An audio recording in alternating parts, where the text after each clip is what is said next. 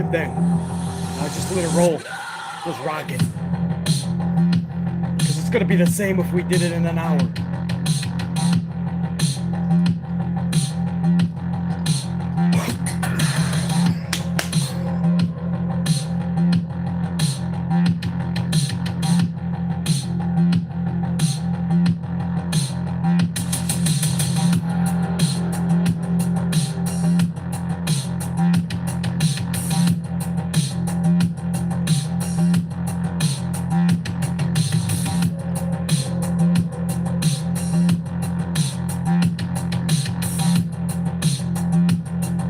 Come on in. When you come on in, smash that up.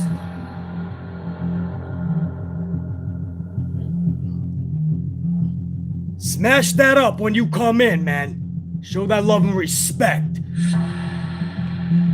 Oh, now you want to give an ad to BC, really?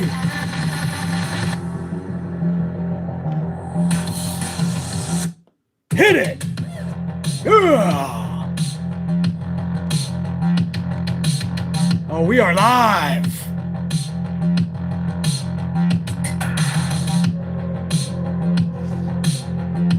Alright, cut that shit. There's a lot to get over, Sasha. Cut that shit. Cut that. Thank you.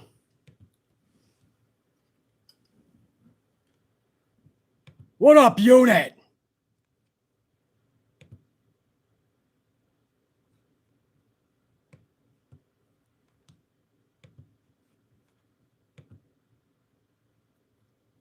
I got everybody now. All right, took me a moment on my medium screen. Yo, Dave Mealy, dude, come on, bro. Standing ovation for Dave. Dave's dropping another fucking banger at the start of the stream. A Hungy banger, 99.99. Never needed. Always appreciated. But never needed. Dave is just showing the amplification from the fucking jump.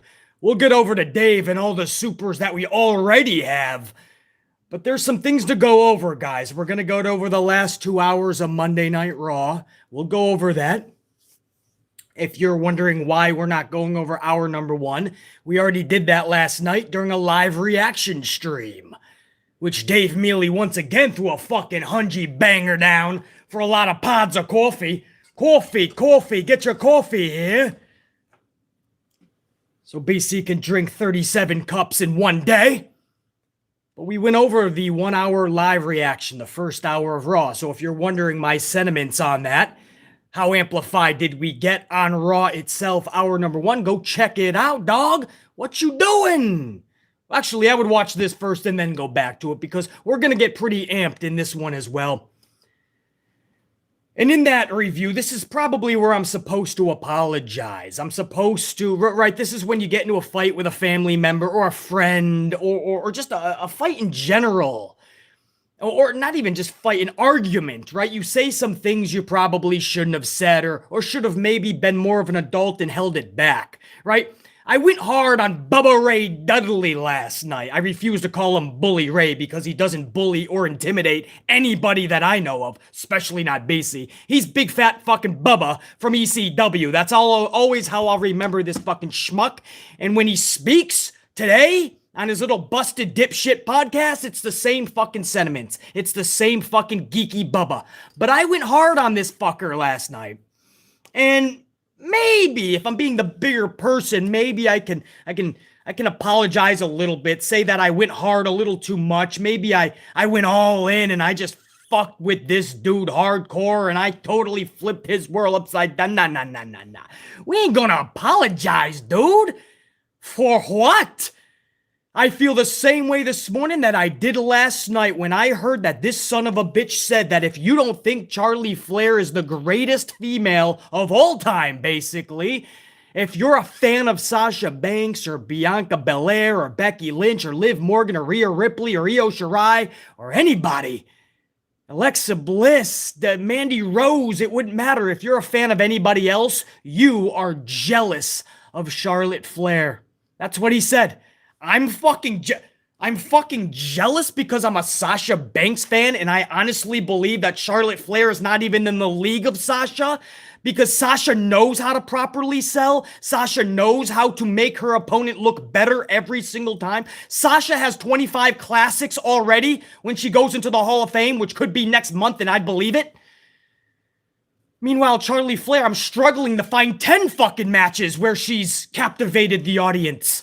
It's because she does not sell properly. She doesn't do her defense properly. She barely does her offense properly. She never makes her opponent look good unless it is Sasha Banks, in which case does not need Charlie's help. Ronda Rousey, she made to look like a fool at WrestleMania. And we see this time and time again with Charlie Flair. It's all about her always. The one time she got fucking knocked back, other than Sasha Banks, was with Nia Jax. And that's because Nia Jax never liked to sell either. Nia Jax sucked at what she did. So you put two of them in there together and it turned out to be a fucking shoot.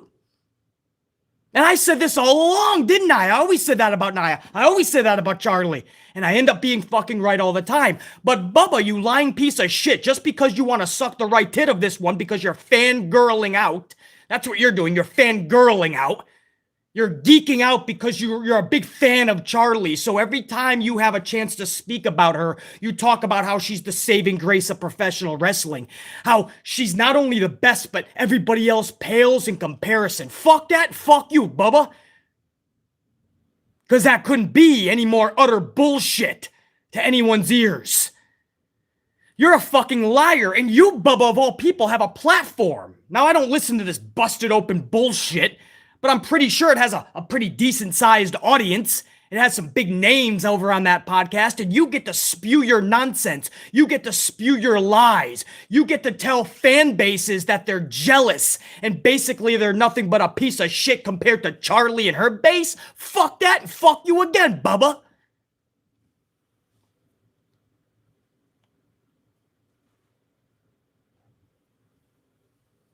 And then he says that Charlie, not only should she have been doing that to Drew Gulak, but she should be doing that throughout the men's roster because Charlie already went through the women's roster 75 times. Now Bubba wants her to go through the men's roster and start tapping every guy out.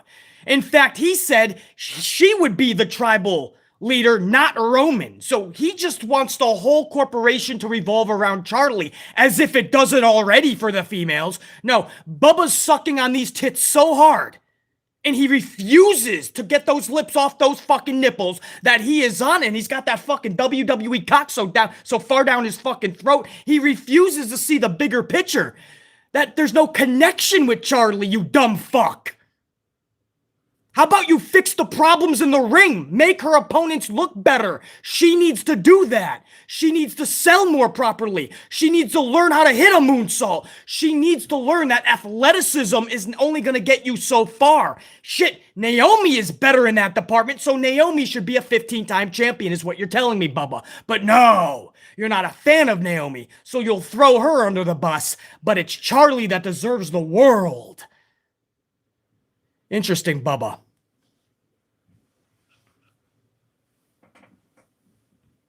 Interesting. So you want her running through the men's roster now. You want her destroying people like Finn Balor, which I guess is pretty standard these days for Vince's booking of Balor. You want her to go and storm through Otis and Gable. You want her to storm through Randy motherfucking Orton, tap out Randy Orton, tap out Roman Reigns. This is what the dude said. He's the Grand Wizard, right? Because he used to be a wrestler. Because he was that geeky character, the fat fuck with the little glasses. Bubba Ray Dudley. And then he became a bully, a real-life bully. Right? We all granted him the Grand Wizardry. This motherfucker has the worst takes I've ever fucking heard. And luckily, again, I don't hear the podcast. I see the fucking stories and it's repulsive enough. This is the same guy, as we talked about last night, that thought Mox needed to deserve. He would have liked an apology from Mox because Mox didn't want to die and went to take care of himself.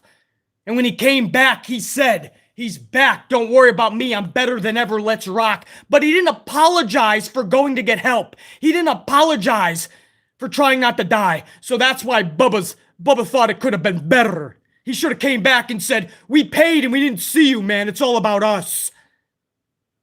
Bubba Dudley has the worst fucking takes. And I'm glad that Renee Paquette, the wife of Jon Moxley, I'm glad she called this dude out publicly after that shit. And she said exactly what B said. BC put the video out that literally said, bad take from Bubba, or maybe even worse was the title. And then an hour later, Renee came out, bad take Bubba on her social. I love the fact that Renee called this douche out. Many wrestlers stepped up and called this douche out. If this motherfucker didn't get discovered by Paul Heyman and get brought into that ECW Philadelphia warehouse many moons ago, this motherfucker would be selling hot dogs after the Butch shift. After Butch takes his hat, hangs it up on the fucking rack and says, shift change, and here comes fucking fat ass Ray.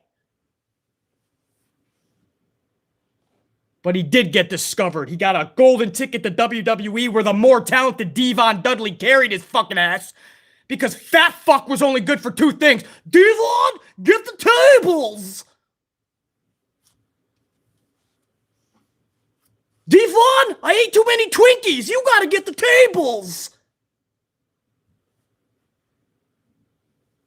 So no, I'm not gonna fucking go, oh, Beastly, man, you were hard on Bully last night. Did you take back any of that? No, I doubled down, I tripled down, and I fucking quadrupled down. I quadrupled down.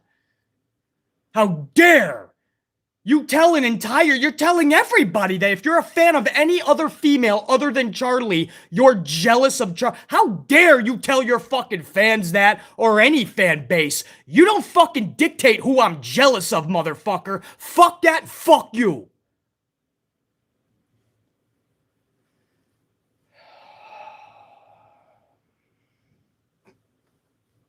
So that's what I'm gonna say about fucking Bubba. We also went over in that video last night, we went over the Roman Reigns botch when Vince had him go out there and play the face, break character, and say, hey, everybody, I just want you to know that we respect and love you guys. Thanks for coming out. And people online and people in message boards, people didn't see why people are angry about that. What's the big deal? Roman broke character, who cares? It's 2022. He's just sending everyone home happy. This isn't about sending home... He needs to be a diabolical heel because wrestling needs that. MJF cannot put the whole wrestling world on his shoulders, bro. MJF, you're asking him to do everything now, and he works for a different company. MJF is the only dude that stays in character on social when he's signing autographs in the fucking food market, when he's pumping gas. He's the only guy who stays in character because he knows pro wrestling needs that shit, bro. It literally needs it. Roman's playing a good fucking heel for months and months, and all of a sudden he comes out for the second time. This isn't the first time. He did this months ago, too. He just did it again this past weekend, and he's probably going to do it more often because, again, this is already twice. This is now a trend because there is no other top face. I guess you could say Cody's playing that role, but that would be on the red brand. So he's the only one that's star power enough to deliver the face promo minutes after he was the diabolical heel in the match. Doesn't that sound absurd to you? Could you imagine Sergeant Slaughter doing that back in the day? Macho Man. What? The paranoid stone cold heel gimmick. Sending everybody home happy with a thank you speech. Brock Lesnar as a dastardly heel going, thanks for coming out, everybody. Love ya. Don't put this on social, please. No, MJF gets that you need the Roddy Pipers in the world. You need the Ric Flair Horsemans of the world, which they took it so fucking real they would sleep in different hotels, drive to the arenas in different cars. Now, I understand it's 2022. For years, kayfabe has all been dead. Kayfabe is done. The curtain's been pulled back. The fourth wall has been shattered. I don't even know if that wall can be reconstructed. That's how badly injured pro wrestling is the last 10 years. But fuck, can you at least try not to expose the business? Just try as the wrestlers. We, the fans, get so much heat because we always have to know everything they say with channels like this, right? But how about the facts? The wrestlers themselves are exposing the business far worse than any of us fans. You look at what Roman did, and what's even more sad about this is a lot of fans didn't see what was wrong with it. That's even more telling. That's even more fucking sad. When a lot of fans were like, what's the problem, Beasley? So he broke character to send people home happy. That's the problem. He's your top heel, bro. Jennifer Pierce said it best in last night's vid. I don't know if this was a comment during or I saw it maybe after. I don't know, but Jennifer Pierce was funny, man. One of my fucking subs. And I don't know if this was a comment during the chat or afterwards, but Jennifer Pierce left a just funny, man. I had to LOL at this shit because it's so true. He should have just said, the match is over. Now get the fuck out of here. I love it. I love it. Now, Jennifer Pierce probably said that for a laugh, but it's true. Since when? Since the beginning of time did fans need to go home happy? That's never been the case when DC was showing up. There were times the Horseman was closing the fucking shows, beating the fuck out of your hero. All's Roman had to do, without the fuck part, right, in my federation, my organization, we'd be swearing probably, but the match is over.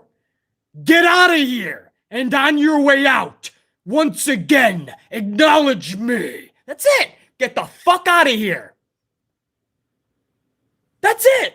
The match is fuck out of here. So Jennifer Pierce, again, I don't know if you're in here now or not, but I love it. That's exactly what you say. You don't got to get on the mic and break character. And that is one of the reasons pro wrestling is dying or on life support. The match is over. Get the fuck out of here. It's that simple. So Roman Reigns pissed me off this week too. Tony Khan pissed me off because he's got the... I don't even care that you want to bring out the Great Khali's cousin or fucking... whoever the fuck this guy is. Sing Balamingo Barasingo. Whatever the fuck this dude's name is. Ex-NBA, ex-hockey. I don't see him in hockey, but ex-fucking volleyball. He could be an ex-NASCAR driver. Probably the size of the NASCAR. So I don't think he'd be driving a car. This motherfucker's a gargantuan, but everybody's claiming he's just the AEW version of Khali. I understand business-wise, though, you wanna feed to that Indian market, right? That India market is huge, and you have a lot of faithful fans in India and all these other countries. Like, even Saudi Arabia, you wonder why they go there, and I understand there's a lot of mishmash, but there's a lot of business beside it, guys, and behind it. But I understand he wants this guy to debut, but why the fuck would you bring him out last with a lights out effect? How does this guy earn lights out? And that's the problem with Tony Khan. Everybody gets lights out. So you build anticipation. And when it comes out to be a fucking great gagoof, what we call in Italian a bagadouche, because it's a bag of douche at that point until he earns his way into our good graces. He's a bagadouche. So you build anticipation with a lights out for a bagadouche. And what the fuck does this do if Bray Wyatt ever does come, right? Obviously, Bray needs the lights out effect. Well, that just got killed. It's not going to be the same buzz because Tony Khan does this every fucking time. Even Malachi Black's lights out is going to be fucking laughed at sooner rather than later. At some point, stop and cut the shit with the lights out effect. Thanks. Appreciate it. Can you guys hear me all right? Is there a lot of static? I've been yelling a lot. I understand. If there's a shitload of static, let me know. If you guys can hear me decently, then that's fine. I'm blowing out every fucking mic as it is. I don't have time to be playing with cords. No static yet, or at least minimal. Awesome. JR9, thank you, dude. Lucas, God's thank you guys, man. If you get a lot of static, just let me know, man. I gotta pick a coffee before we keep going. I can't even get to Raw yet. I gotta talk Alexa Bliss. I gotta talk Triple H. We might be here for a minute. Come back in and out to your leisure, all right? But I gotta pick a fucking coffee from my coffee wheel. Round and round she goes. Where she stops, not even BC knows. Spin the wheel, make the deal, Halloween Havoc. It stopped at Folgers. The best part of waking up is Folgers in your cup. Folgers, it's in your motherfucking cup. All right, let's get this thing rocking, man. Let's make a coffee. What do you got here? Strength is all the way high. Temperature is all the way high. Let's do a 12 ounce and let's rock this bitch. There you go. All right, we got the coffee rocking. Hopefully. Why are you not making noise? Aren't you supposed to do something? Or you're like fucking the Great Khali in the ring. You do nothing. Nia Jax. Is this a botch? Oh, here it goes. Takes a while for it to get into motion. It is like the Great Khali. Yeah, we got some Folgers in your cup. Folgers, it's in your motherfucking cup. Hey, as you guys come in, man, make sure you're smashing the like. Don't just press it, like smash that shit. Don't break your computer or your phone, but give it an amplified elbow. Let's send that shit to 200 live. So on your way in, man, smash that out. Coffee's brewing. Alexa Bliss, let me talk that real quick, right? Alexa Bliss is frustrated with WWE. Now, these are reports, but I firmly believe that. Even if Alexa came out today and goes, well, it's not fully correct, guys, don't believe it. Yes, it is. You literally, Alexa said this herself. A fan asked over a month ago, what's up with Alexa when she's coming back? Remember what Alexa said, guys? It's beyond my control. Alexa basically said, I have no idea. And then we heard the report within 48 hours that creative has nothing for Alexa. They did the whole Elimination Chamber vignettes with the fucking psychiatrist, therapist, whatever the fuck, had the chamber match. She's done. So we knew Alexa was not happy, bro. So of course that's going to be true, no matter how much into detail Alexa wants to get with it. That's up to her. But to say that Alexa is not fucking pissed off at these motherfuckers, yeah, that's obviously going to be a load of fucking bullshit. And then, to carry that on, you look at when she did the wedding. Her planned wedding was after WrestleMania, so she truly thought she was going to be at Mania, bro. She thought she'd be involved with something. Her wedding was posted for after WrestleMania. You know what these motherfuckers did? They did nothing with Alexa for Mania. Now, ever since the Bray Wyatt shit, I thought Alexa Bliss has been phenomenal. So I think it is a travesty that Alexa's not being used. I understand there's people out there that don't give a fuck about Alexa, but I like what she did with Wyatt. When Wyatt left, no way should she have stayed in that character. She needs to revert back or do something different. But I at least saw potential now in Alexa. I'm willing to rock more with Alexa. Are you done yet? Hey, how you doing? Thank you. My Folgers is finally done. I don't blame this one at all, man. Alexa's been doing good work. Booking-wise, just like everybody else on the roster, it seems, she's been getting fucked with. And then people are surprised that she's upset with the company. No! I'd be fucking pissed beyond belief that you put me in these weird vignettes, and she tried to defend the company when we were all saying these vignettes are so fucking absurd. She tried to go, guys, just let it play out. Because she truly believed she would have something leading into Mania. Nyah. Nil. Nothing. So yeah, I feel bad for Alexa, and we're going to have to fucking... I would not be surprised, guys, if Finn Balor and Alexa Bliss were both on the chopping block in a couple weeks, around that May 5th date when Vince McMahon, Nick Khan, and Stephanie McMahon and their chief revenue officer, all of them have that big meeting for the quarterly earnings report. That's usually when we see these big releases. I wouldn't be surprised if two massive names like Finn Balor and Alexa Bliss are on that list. Because that's more and more what it's looking like. We'll see, man.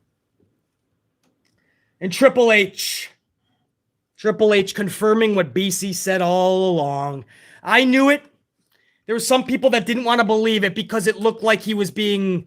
it was a vendetta against Triple H, what was happening in NXT, right? And there was people that really liked Triple H, and they didn't want to believe that this was an inside job. They wanted to truly believe what it looked like. The dude has a heart condition, and Vince McMahon totally fucks him over while he's away. And BC was the only podcaster to tell you, as much as it looks that way, it's not the case. I tried to give you examples like Mickie James getting released, Bray Wyatt getting released, names like that were not Triple H guys, but people didn't want to believe it. The vendetta is easier if you just talk about Bearcat being called Bearcat, Karrion Kross being totally fucked with, Butch wearing a fucking 1926 hot dog outfit. You know, I totally get it. NXT talents were getting fucked with because they were the developmentals. They were that brand that the next in line is the main roster. So, of course, it was going to be all of Triple H's guys. But it wasn't just. And if you want to go that route, look at Austin Theory. That's a Triple H guy, and he's getting the rocket right now. So I tried to give you guys all these examples, but nobody wanted to believe it, right? Or most people did on this channel. But a lot of people thought that this was just a vendetta. And I told you guys, Triple H was in on this the whole time before his heart condition. I told you guys that this was being planned. Vince talked about how the NXT brand was not bringing in revenue ever, even in their heyday with the Sasha Banks, the Four Horsewomen, all of this glory when we loved NXT. It wasn't bringing in revenue. USA Network were starting to go, shit, we can't even crack the mill. So Vince had nothing to lose. Then they knew they had to rebrand this motherfucker. And guess who was in on it from the beginning? BC told you Triple H. Guess who was right? I've been confirming this even more and more the past couple months, but now we can officially confirm that BC was the only podcaster, I believe anyway, not like I listen to any other fucking schmuck, but from what you guys tell me, I'm the only one that called this the way it went down. Everybody else was saying that H was being fucked with. It was a vendetta. And now, from Triple H himself, he was in on it even before the heart condition. Even before. I told you guys the NXT crew member that exposed it when they had their first meeting. And Triple H was there and answering questions and talking about 2.0. And it didn't look like he was just funneling behind Vince, this person said. There you go. That's a first-hand account. But now it's Triple H saying it. What are we going to say now, guys? What are we going to say now? Triple H is lying? He wasn't a part of it? He was just giving Vince McMahon's answers? Or are you finally going to understand what BC's been trying to tell you forever?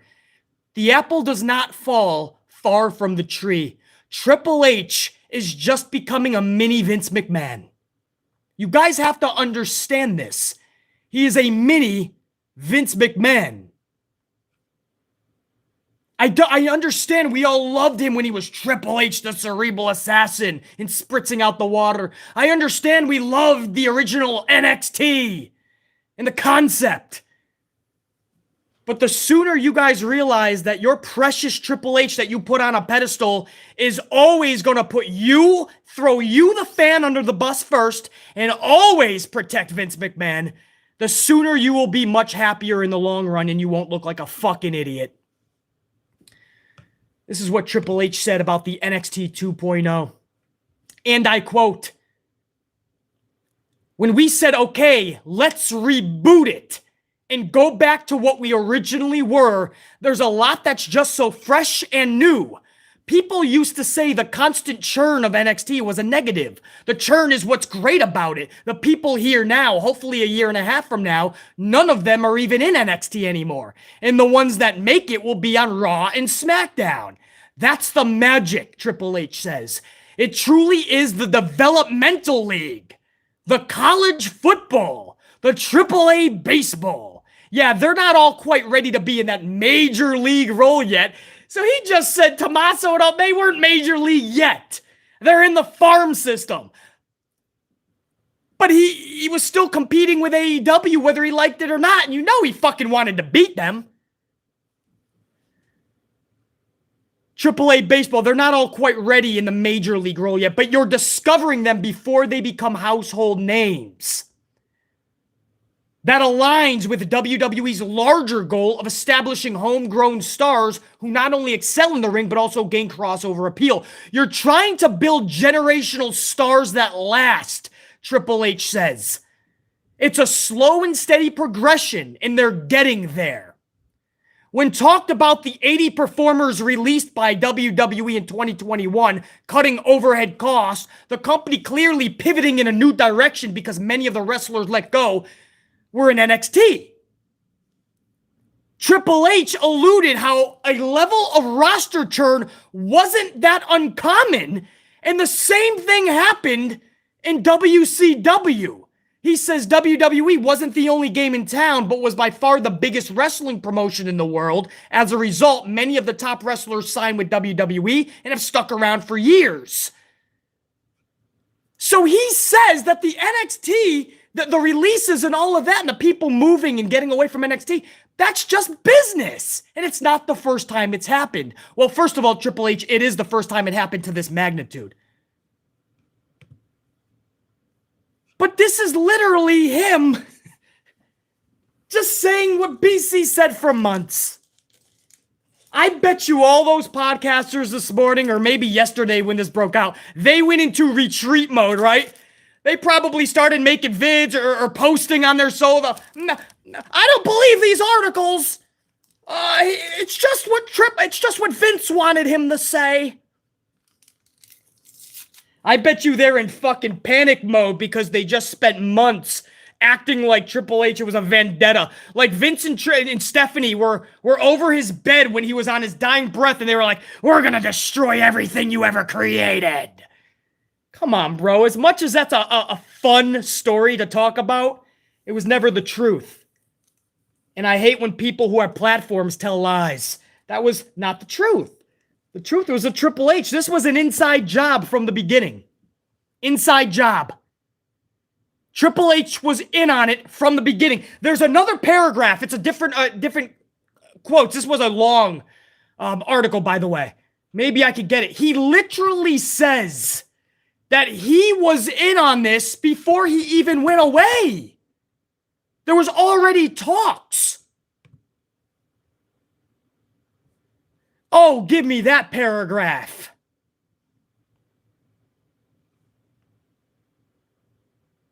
Are there going to be some we miss where they say, hey, they'll stay in the business, go find somebody else to train them? Yeah, good for them. Probably sooner or later, we're going to see them and realize we were wrong and I should hire them. At some point, they'll want to be a part of the biggest promotion in the world and come back here.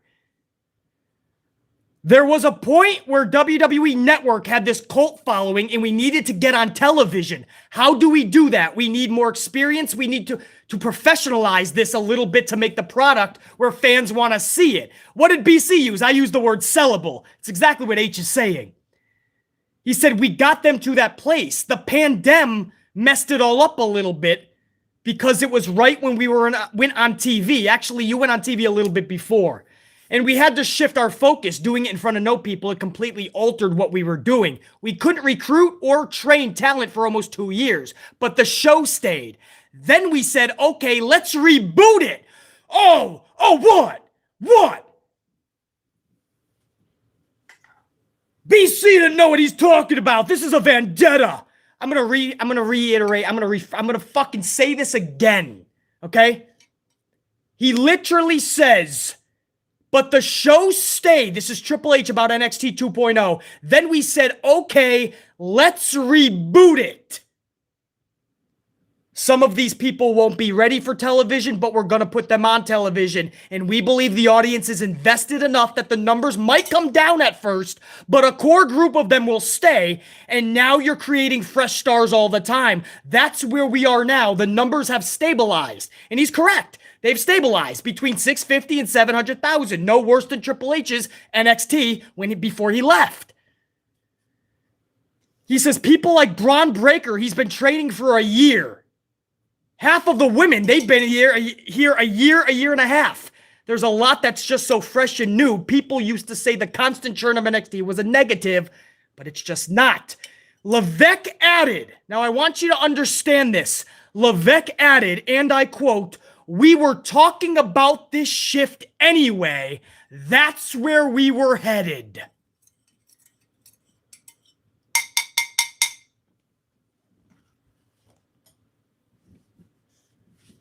I don't need to say anymore.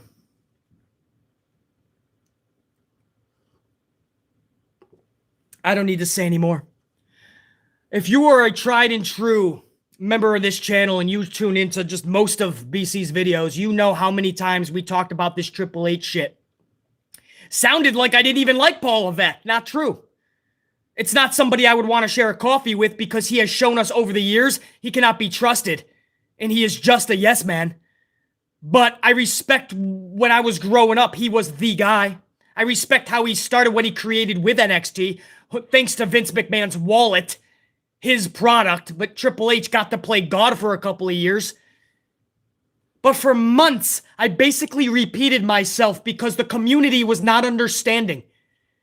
Because of how the optics looked, it looked like it was just a vendetta. It looked like Triple H had this heart problem and Vince is just screwing him every chance he gets. No, he hired Nick Khan, who's a friend of Triple H. H just said that last week again.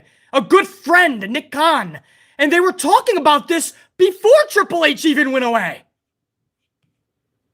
I told you guys that Triple H, as much as you don't want to believe it, is a He's a yes man. He coddles the balls of Vince. He's Vince 2.0. I told you guys from day one that this was an inside job. It was internal sabotage, and it was done for business reasons because Nick Khan felt it was the right way to go. Triple H fully on board. I told you guys that.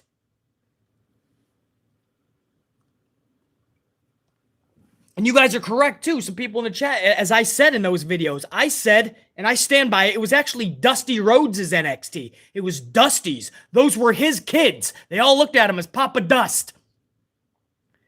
Triple H gained the keys to the fucking Ferrari, and he was hoping that he could beat that pissant t-shirt company is what he called Tony Khan's AEW. He wasn't able to do that. Numbers went at a stalemate. USA Network wasn't too pleased. Vince McMahon isn't pleased that he's losing money every week. And Triple H was on board because Triple H is a company yes man. And it took now, months later, for H to admit it, for people to finally go, BC, sorry, I didn't believe you, man. I don't give a fuck if you do or not. What I don't like is people honestly thinking that there's other people in this community that knew the situation better than BC. When I was putting the facts together and they were just looking at an illusion that was unfolding before their eyes because everything was an illusion. It looked like sabotage to Triple H because all his boys and gals were getting gutted. William Regal's gone, everybody. It looked bad, didn't it? BC told you from day one H was behind it, and a lot of people didn't want to believe it. And now he confirms it. Man. Oh, the videos of those podcasters, right? Are they even going to discuss how wrong they were? Or are they going to try to say, oh, these articles are false? H is just saying what Vince wants him to say. How long are you going to coddle H's balls? He can't even get his own from Stephanie's purse. Let him locate his own before you can coddle them.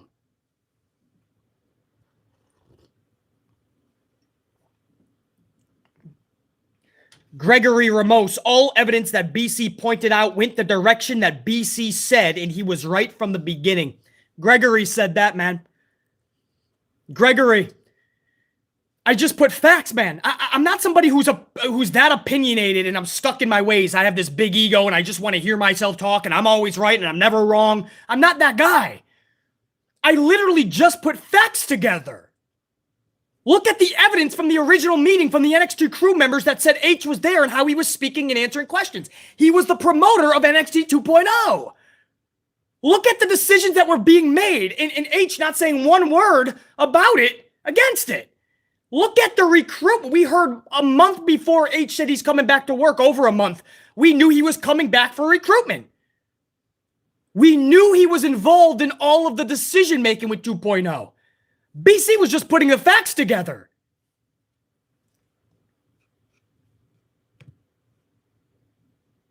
That's all I was doing. I was putting the facts together. Other podcasters just wanted to create an agenda and a narrative. And because of that, you have an influx in the community, right? People come over and go, well, I heard from another podcaster, this is a vendetta. They're trying to ruin everything H created. Motherfucker, if the person who's helping to ruin it was the creator, is it really being ruined by someone else? Or is that son of a bitch just as responsible?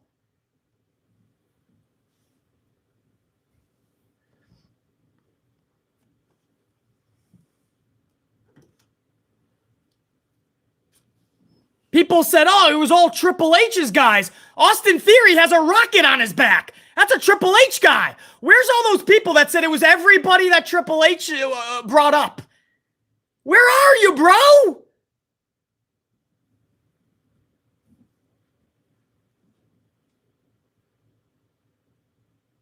Come on, dude. You can't have it both ways. You can't say everybody and then go, oh, I guess it wasn't everybody. Oh, I guess Mickey James wasn't a Triple H guy and got released. I guess Bray Wyatt wasn't a Triple H guy and got released.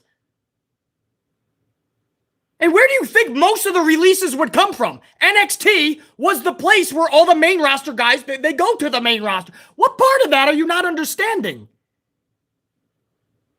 Where else would these people be getting released from? You think they're going to bring Tom, Dick, and Harry over from the local bingo hall just to release them so it doesn't look like NXT guys got released or fucked with? I'll never understand these fuckers.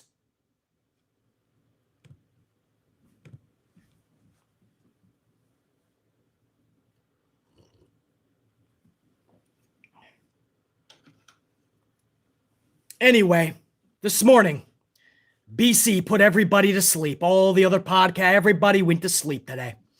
BC ended up being right from the beginning. Salute to me, to fucking me, and to my entire amp unit that could smell through the bullshit, and that knew that this was an inside job from the beginning, and that Triple H was a part of it. That knew that Triple H was sent from the beginning to do one job. Take all of the independent talent around the world that you possibly can, destroy competition. When he was not able to do that, he was promptly replaced. And he was backing it. He said, cool, tell me what you need, I'll rock out.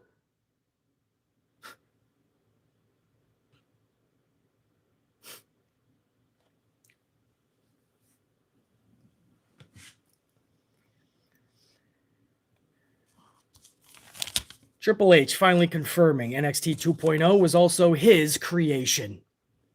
It was a shift that was already in the making, he said, before he even left. All right then. How many videos did we fucking rant about that? Trying to fucking let people in on what was really happening in Unit. Every fucking video it seemed. People were getting tired of talking about it.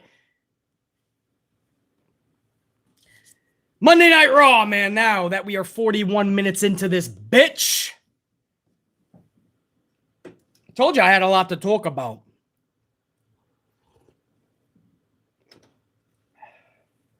And damn it, we gonna talk about it. Probably made a lot of people cry already, man. 41 minutes in. He's mean, this guy. He yells a lot. He tells a lot of facts thinking he knows it all. Oh, yeah, Beasley? Well, I still think it was a vendetta against H. There's people like that, bro. They refuse to believe it, right? They'll never understand how the business works. Oh, man. Too fucking funny, man. Before I go over Raw, hold on. We got some bangers up in there. Look at you guys are fucking rock stars. Look at this shit. We go over some fucking supers before we even start Raw because that's what I feel like doing. So I'm gonna fucking do it. Oh, damn. You guys had a lot. Hold up. Who the fuck started this off? Is that Trev Reigns, the tribal motherfucking god? Trev Reigns, the tribal god with a 5 says not only the title changes. Oh, not only was the title change befuddling, it also means that Finn Balor is getting released, unfortunately. Trev, it looks that way, dude. We don't know. We're hoping there ain't gonna be... There's still a couple weeks left. We're hoping somebody can get McMahon's head out of his own ass. And Nick Khan the same, and maybe we can utilize people instead of releasing. We never want to see people lose their job, but it looks that way, Trev. I called that in a couple of videos recently. I said I wouldn't put it past Vince in the middle of a Raw to have Austin Theory take the title from Finn, and then days later Finn's released. Isn't it ironic how half of that equation is already fucking set? Christopher Blackshear, $4.99 says, from inaugural Universal Champ to a jobbing chump, Balor needs to go elsewhere. Theory has no business being champ right now. Great job, Vince. Christopher, I have no problem with Theory getting a title, but you are right. He doesn't need it right now. He's got the rocket, let him accumulate more victories, and then boom, mid-card championship by maybe Survivor Series-ish. Unless they want to do that stupid fucking champion versus champion shit. So the pay-per-view before, I guess. But yeah, I would have him go most of this year just building up. But I'm okay with him getting it. My problem is how they booked Finn Balor leading up to it. And on top of that, like you said, Christopher, he needs to go elsewhere. But let's just say he goes to AEW. It's not going to move the needle because Tony Khan has too many shiny toys. And those shiny toys are fastly, very quickly becoming not so shiny. They're becoming rustic because it's one after the other and we can't digest even Keith Lee, Murphy, William Regal, Jeff Hardy is wrestling on fucking Elevation or Dark or on YouTube. Remember we all used to get pissed off when he was on Main Event? He's on fucking YouTube. I love my boy Matt Hardy, but he's trying to like lower everyone's pissed offness. Matt Hardy's like, yes, but it was our choice. Tony asked us if we want to be on it, and we wanted to work with a private party or some shit, whoever the fuck they're taking on. You're still on Dark, bro, less than a month after Hardy fucking debuted. The point is, we can't digest all these debuts. So is Balor gonna go to AEW and do what? He's gonna be fucking stuck right in the middle, bro. Lost in translation. I think the best bet for Balor, maybe get your shine back in New Japan. Maybe he can go to ROH and be one of their fucking light horses. That's on Tony Khan's court. But I just don't know, man. He's either got to revert back to that Prince gimmick, or if he's going to stay in WWE, sorry, not sorry. He's got to be the motherfucking Demon more often than not. We need to start seeing the Demon 3 to 4 fucking times. I'm past the, it's gotta feel special. We only see it once every 2 fucking years. And the guy's career is in the toilet. The fucking Demon, like you said, Christopher, from inaugural Universal Champ when he was the Demon, to fucking this dude, whitey-tighty, smiley pop collar Finn. He hasn't been smiling as often, though, because he knows his fucking booking is for the birds. It's shitty. So, Christopher, you're right, but I just don't know what his next move could possibly be other than Prince or Demon.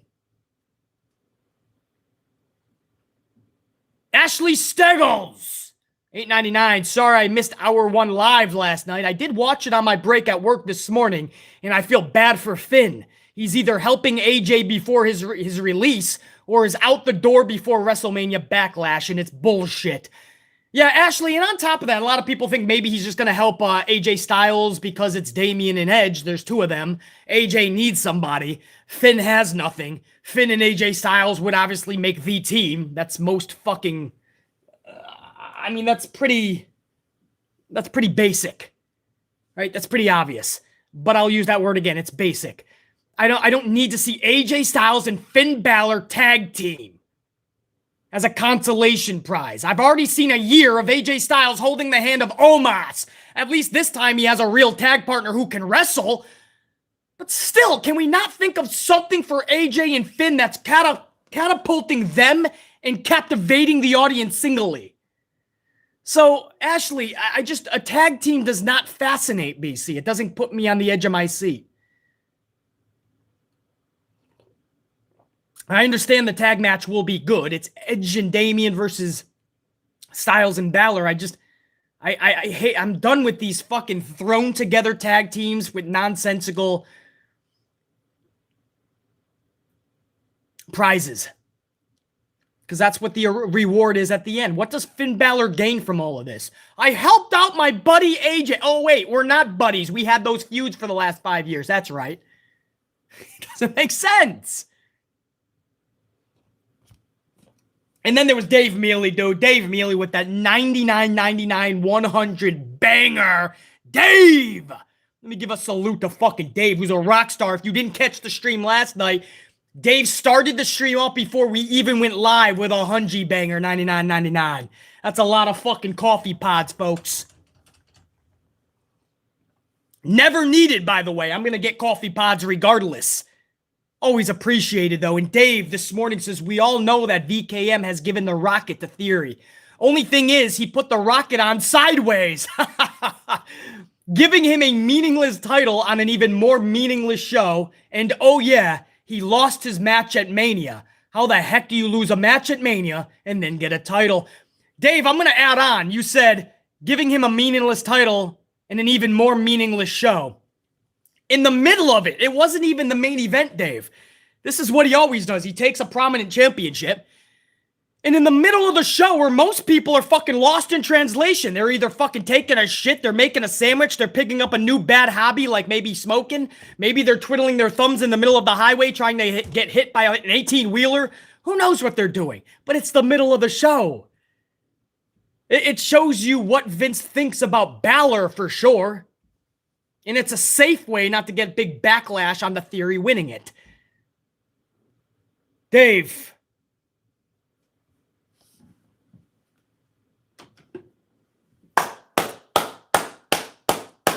Much love and appreciation, Dave. Fucking rock star in this channel lately, Dave. That's not even the last night and today wasn't the only Hunji banger, man. Dave Mealy is single-handedly fucking rocking coffee pods for the rest of 2022.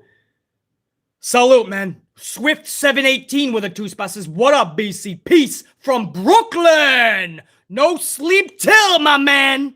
Swift 718 rocking out in Brooklyn.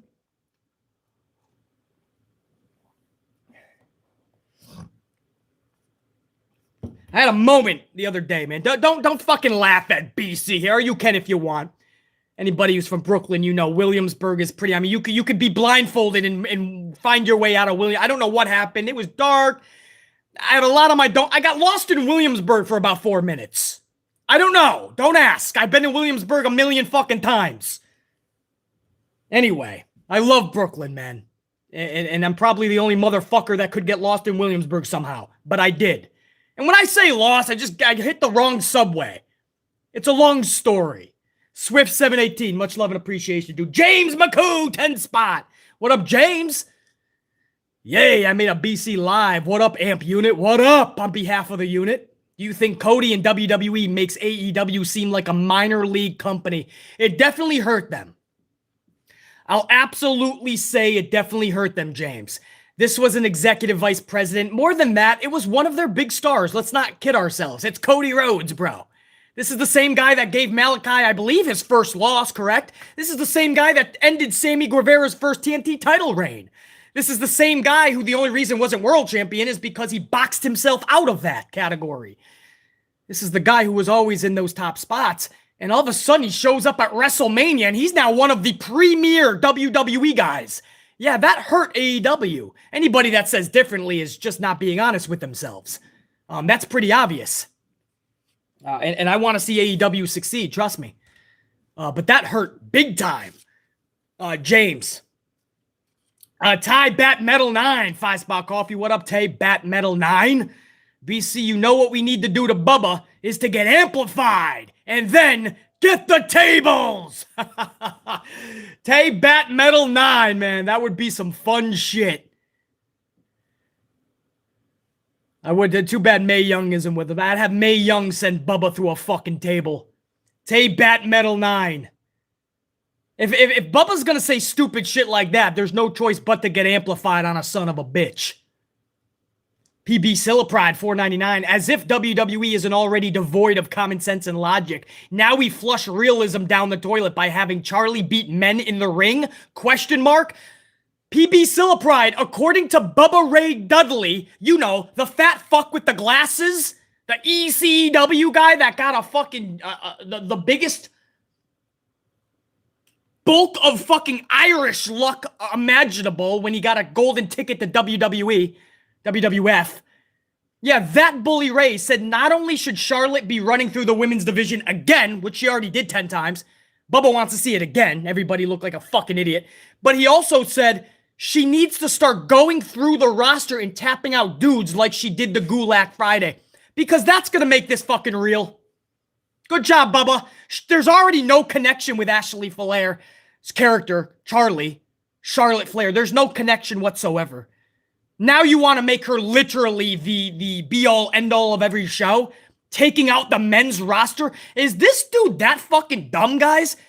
Like, I don't listen to Busted Open or whatever podcast he's on. I don't even know if he's original on the show, like, every day. I don't know if the show is every day. But anybody that's ever listened to that show, is he really that fucking dumb? Is Bubba that lost in how pro wrestling works? Because, honestly, I've been doing this for 5 years on this platform. He's the dumbest person with a platform with a decent-sized audience that BC has ever come across.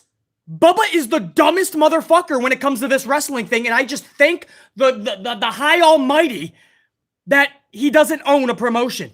I'm so thankful that he doesn't own a wrestling promotion. I think he runs a school. I feel bad for those son of a bitches. Anyway, Ashley Steggles, appreciate that.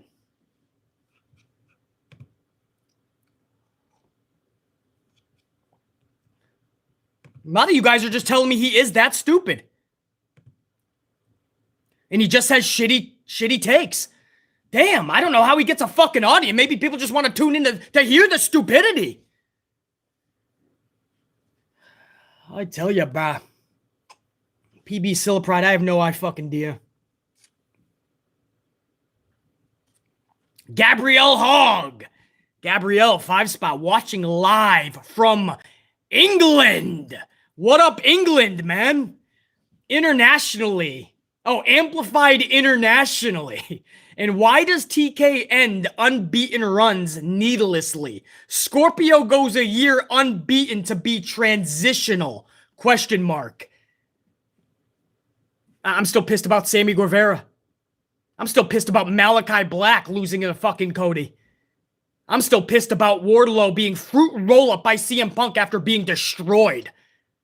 Now, there's a lot of booking botches. If you think this big fucking knockoff Khali goof that you saw last Wednesday, if you think that's what BC is most fucking upset about, no, Tony Khan makes some boneheaded booking decisions. And I'm not supposed to talk about it because we all have to fucking suck the company's cock. No. Gabrielle Hogg in England, Amplified International, much love and respect. Tay Bat Metal 9, 2-spot, preach. Rev Amplified, preach. The Reverend has taken the podium. Tay Bat Metal 9, much love and respect. I know you were up in here last night as well. Salute. Tay Bat Metal 9. Ashley Steggles, 179. BC, you should do a lights out. Well, I mean, sometimes we do audio format only and I get really amplified. That's basically like a pay-per-view. You really want BC to scream, man. We just have, maybe there's graphics on the screen. Maybe I got some words, but it's basically lights out. It's BC screaming about everything pissing him off in the industry. So I guess, Ashley Steggles, that's the best you're going to get with the channel. Dave Mealy with another $4.99. Salute, dude. TK probably uses the lights out trick at home, and his date probably gets disappointed. Dave, you did not, dude. You did not, bro. That's an LOL. Tony Khan's about to put on the moves. He hits his little butt. He does the clapper. He's about to put on the moves. Lights go out. Starts to make his move. That date is like, motherfucker. The next thing you hear is the door slam. Tony's like, Teresa? Teresa! Lights go on. Teresa's gone. Maybe it'll work in AEW. Dave, that's some funny shit, dude. World of Wrestling fights, my bro. Bully Ray needs to get off the crack. Charlotte should be on the next budget cut list. LOL. Fuck Charlotte Flair. Sasha Banks is clearly the best. World of Wrestling, those are my sentiments, dude. I just don't understand. And Sasha Banks is clearly, she already has 25 matches that you could say are classics. Charlotte, you have to fucking try to find 10. Try. She's a 14-time champ. Sasha's like, what, 6 times at best? Why? Why is Charlotte more than double what Sasha is title-wise? Why does Charlotte have 4 times the amount of main events than Sasha? Even if you honestly think she's better, it ain't by that much. And she's not, by the way. Like, if you know how to critique pro wrestling, Charlotte's not even in Sasha's league. I'm just using Sasha as an example because World of Wrestling did. Not even in the same league. But that's just, Vince just chose Charlie because it's a Flair. Wants her to eventually beat Flair's record. That's going to be the poster child of the division because it's a fucking blonde, blue-eyed, wrestling history Flair. So no matter how good Sasha ever becomes, or Bianca, or Naomi, and the Ember Moons and the Ember Moon and Mickie Jameses were always going to be released. Charlotte is always going to be that poster child. And the people like Asuka are going to have to hold her hand, even when Asuka's the champion. It's all going to be about Charlie. And that's sad. That's fucking pathetic. That the whole roster, the whole company, women-wise anyway, has to revolve around one person. But that's what we get. And if you're like Bubba, who sucks the fucking right tit of Charlie and sucks the cock of Vince in that company, well, Bubba's on cloud 9. And if you don't agree, you're jealous of her. And then Bubba says, well, she also has to run through the men's roster now. Charlie Flair can be on the pre-show of a pay-per-view, and I'd be okay with that. Sounds like World of Wrestling would be as well. Big Nang, 5-spot. What a big Nang. Wow, a mini Vince McMahon. Triple H we're talking about. I remember one time when Vince said, I only have one son, and his name is Triple H. And it only took us 20 years to realize it. I do remember him saying that. I'm sure he treats Triple H a hell of a lot better than Shane McMahon. And if you're just joining, what Big Nang is alluding to is what we talked about in the first hour of this stream. Triple H has confirmed, as BC already confirmed because I already put all the puzzle pieces together, Triple H was indeed a part of the original discussions to revamp NXT to turn it into 2.0. I told you this was not a personal vendetta. I told you H was behind this as well. I told you this was an inside job. I was right. Dave Mealy, another $4.99, dude. Coffee pods for days, damn Dave. Dave says, Hunter Hearst Helmsley. That's what he does. He drives your career straight to death with the Hearst. Dave, no doubt, man. There was always talk when Hunter was a wrestler about how he would take out a golden shovel and keep people down. You guys always give me in the chat, you guys always give me a list of names because BC forgets half of them. You guys always give me a list of names that he actually kept down, and it's true. And you think this guy's going to change once he puts a suit and tie on? No, he's going to be even more Vince McMahon-esque. And Triple H hated people like Jeff Hardy, CM Punk, John Morrison. He hated those people. He knew they could get over. They could get over, and he had to work double time to get over. He didn't like people like CM Punk and John Morrison and Jeff Hardy. He hated them. Hated them. Dave Mealy, dude. World of Wrestling, another 5-spot. Man, Triple H is always saying at the end of the day, it's Vince's decision on things and defends it. What more proof do you need that Triple H is a yes man? I don't know, World of Wrestling. I try to tell people this. This is who he is. World of Wrestling. I gave evidence, actual quotes of Triple H throwing fans under the bus when they tried to stick up for Triple H. He throws the fans under the bus and continues to support everything that McMahon does. But even more evidence that he was actually behind 2.0 with Nick Khan and Vince, and people don't want to understand it. They're stuck in this world that they want to fucking be in. Like, Triple H can do no wrong. He was a savior with NXT. And he would never ruin his own creation. And now we're finding out that he did have a hand in it. And I don't know how the wrestling world's going to react today. The podcasters that were promoting the vendetta shtick, I bet you they're not going to say they were wrong because their ego and stubbornness will not allow it. But BC knows he was right, dude. World of Wrestling, I don't know what more proof people need. I've done everything I could. Triple H has done everything he could to tell people he was a part of this 2.0 transfer. If they're not going to listen to BC or even Triple H, there's no hope for these fucking schmucks. World of Wrestling, thank you, dude. Whew. You guys are fucking phenomenal. We didn't even get to the Raw review, and I don't even give a fuck, too, but we will. But I'm having fun with the fucking supers right now. Gotta be honest. I'm having a fucking joy right now. The first hour, we exploded on Bubba Ray, Roman, Tony Khan, you name it. The Alexa Bliss situation, the Triple H situation. If you're just joining in and out or just coming in, you might want to go back to the first hour of this stream because we got amped. I might have blown out another mic. Hopefully there's not too much static. Big Nang with a 2-spot. I'd rather hear Riddle's Randy whine over Bubba's BS. Big Nang, I might actually be with you on that. And that's saying something. Because when I hear Matt Riddle talk and say, Randy, and be a fucking 5-year-old toddler, I just want to put my own dome piece to a brick wall. I got to get another coffee soon, too. I'll get that in a second. Yeah, I'd probably take Matt Riddle's bullshit over Bubba Ray's instantly. Like instant fucking coffee, instantly. And Big Nang. Big Nang also has a 5 spot. Says, imagine Demon Balor aligns with Styles and fights Edge and Priest. Would be too epic for Vince to book it. Now, if he's going Demon, and that's how he's going to fight off this new dark, diabolical Edge Priest, now we're getting interesting. So Big Nang, that's the only way I would jump on board with Styles and Balor in a tag team. That's an interesting concept to BC. As I've said a million times, this guy needs to bring back the Demon. I want to see Edge and Damian bring in another person or two. Make this a little bit of a... And I hate factions, but I'm okay with that.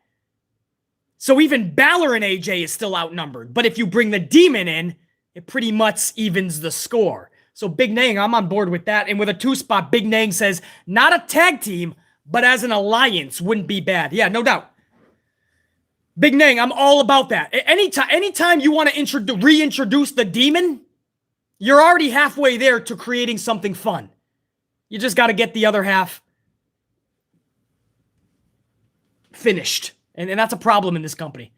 In this company, they create something, they're halfway there, and then they start smoking, right? Their fucking engines start to smoke. Overload, we created too much. We are now going into overdrive. We are losing it. Smoking, we are going out of commission. No more creativity in the tank. That's the WWE creative room. Something is going good, and then they all start smoking. But I'm down if you want to bring the Demon back, man. Easy does it, 2 spot. What up, Easy does it? MJF and Wardlow, the only good thing on AEW for me right now. It was one of the only spots in Dynamite where I was actually like, this is cool. And what's funny about that is we had a stream before Dynamite. I think it was last week's Raw review because then we went on a little bit of a traveling spree. Or it could have been that Wednesday daytime, hours before Dynamite. I think we did a live. And we talked about what's the most captivating thing in AEW. And you guys said you didn't even mention Hangman Page or the world title. You didn't even mention Jade Cargill or Thunder Rosa and the women's titles. You didn't mention the tag titles with Jurassic Express. You didn't mention the TNT Championship with Scorpio or Sammy or anybody. We all said Wardlow and MJF is the only thing that's really interesting. Isn't it funny how that night, man, that continued tenfold? But yeah, I mean, they had to do this with Wardlow. I mean, Wardlow got some botches booking-wise, man, when he's getting rolled up the way he did with Punk and what happened with that whole ordeal. I mean, there were some booking botches. So now, I mean, they had no choice but to do this for a full month, and I'm glad they're sitting on this and they're letting this breathe. And then next week, finally, he's going to come and have a match with whoever MJF brings in. I think it was a Butcher. But yeah, this is... MJF turns everything into gold anyway. I've made videos where I showed you evidence that when MJF is on, the ratings go into an uptick. I just think the world of MJF. Just the fact that he stays in character 24/7, that alone. How do you not love this dude? I just think the world of MJF. Easy does it, no doubt. Jamal Straken. Jamal, $4.99. Hey, BC, much respect for all your badass vids. Thank you, Jamal. But I get scared when you make a joke about Vince doing something stupid. He actually does it. I know, Jamal, when I put it out there, even BC has to stop every now and then go after a joke. Every now and again after a joke. And I gotta go, wait, this is something Vince would do. So, Jamal, I kind of scare myself with that, dude. So sometimes I actually have to not tell a joke because I don't want to put it out there into the fucking world. Oh, that's funny. Jamal, thank you, dude. Sam Byers. What up, Sam? 5-spot coffee for the Ant-Man. I appreciate that, Sam. I'm actually going to make a new one before we get into the Raw review, the last 2 hours of Raw. The first hour I already did live reaction last night, so I'm not going to be going over the first hour. Sam Byers, I appreciate that. Salute, dude. Dante Jaron 23, $1.99. Didn't Seth lose and win a title at a Mania? Oh, probably, Dante. Was that when he... That wasn't when he lost against Randy Orton at the beginning of the night, was it? I know there was a WrestleMania where Seth Rollins and Randy Orton started WrestleMania. It was a badass RKO where Rollins was going to do a stomp. He got catapulted off the back of Randy into an RKO. Did Rollins come out later that night, or was that a different Mania and cash in? Oh, you guys are telling me that's the same night. Same night, okay.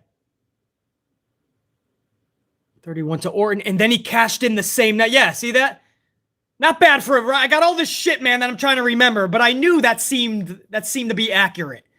So yeah, I'll always remember that RKO because that was one of the best ones that I've seen. And I know, BC, what about the Gable flying off the top rope? What about this one and this one, BC? No, that one was it. The way that Rollins catapulted into the air, I thought there was a stomp coming. And then he just went right into an RKO. I was like, damn, that was fucking electric. And then later that night, So anyway, Dante Jarrett 23, the answer to that is yes. Scott McMinn, 20 spot and a 5 in a correction, but Scott McMinn with a huge fucking 20 and 5er. Let me give a salute to Scott McMinn. Thank you, dude. Scott says, hey, Bubba, Devon was the better Dudley. Give him hell, BC. Scott says, give him, my bad. No, I got you, Scott. I got you, dude. You know I'm going to give it. Bro, you know I'm going to rock this dude and get amplified when he says something stupid like he said, Scott. Scott, it wasn't just one thing, right? Scott knows that I gotta get amplified and call out Bubba. It's one thing to say that she's the greatest, and if you don't believe so, if you're a fan of any other lady, you're just jealous. He literally told you, if you're a fan of any woman on that roster, that you are jealous of Charlie. You! Not somebody else. If you're listening to me right now and you like any other female on that roster or in any company, you're jealous of Charlie if you don't think Charlie is better. How do you just let that go? You can't speak for every fucking fan and act like you're the be-all, end-all and then throw everybody under the bus. You can't do that, Bubba. And then he doubles down and he says, not only should she be doing that to Drew Gulak this Friday, I'm fine with it, but he said she should be going through the men's roster and making everybody tap out. She should replace Roman and be the person in the company. And Bubba doesn't even realize there's not a connection, you dumb fuck. Anyway, Scott, it's Bubba is on some stupidity shit on a whole nother level that I never saw before. I didn't think that type of stupidity could possibly be a take. But he says one stupid thing after another. Bubba's the same guy that said Mox should have came back and apologized for trying to save his life. Mox didn't owe you an apology, and I'm so glad that Renee Paquette, his wife, called you out. I am so glad that a lot of wrestlers called out Bubba Ray for being a dumb fuck with a horrible take. One of many. Scott McMinn, thank you, dude. Christopher Blackshear, 199. When I listen to Bubba, his last name is Sparks. Christopher, when I listen to Bubba, I hit the mute fucking button as quick as possible, and I hope that there's not a headline the next day where BC has got to get amplified. But it's like Matt Riddle. I have to instantly hit a mute button. Christopher. Dante Jarrett 23, 199. Lost to Orton, then cashed in. Confirmation. Yeah, I thought that was the same night. Dante Jarrett 23. 31, I think, is what you guys were telling me. PB Sillapride 499. Speaking of Shane, if the locker room had the stones that Shane has, their booking would have been so much better. Shane McMahon's the only dude to stand up to his own father. Shane McMahon's the only one with the fucking balls not in his wife's purse. Yet everybody hates Shane McMahon. Get him away. Get him away. He's taking up roster spots. We can only be so lucky to have a Shane McMahon helping out in that company. Somebody that doesn't coddle the balls of VKM.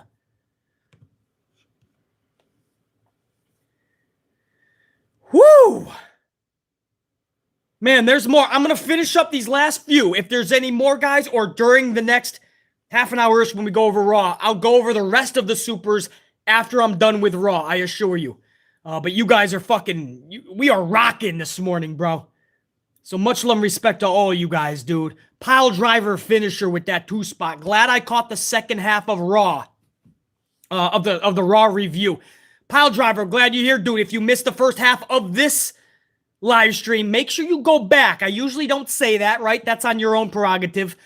But you may want to catch the first hour of this stream. We got fully fucking amplified, just like last night's stream. So, I mean, if there's newer subscribers and you didn't think BC got this amplified, you're probably a little scared. Don't worry. I don't bite at first. Pile driver finisher. Thank you, dude. Dave Mill. Hey! Fucking Dave, dude.